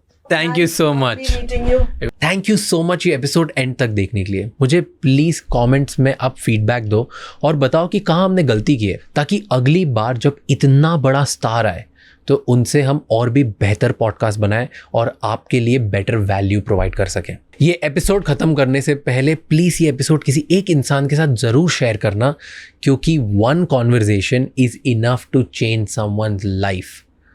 जिसको भी इस episode से inspiration मिलेगी या उसकी life में एक better change आएगा, उसके साथ ये एपिसोड शेयर करना मत भूलना। I'll see you next time. Until then, keep figuring out.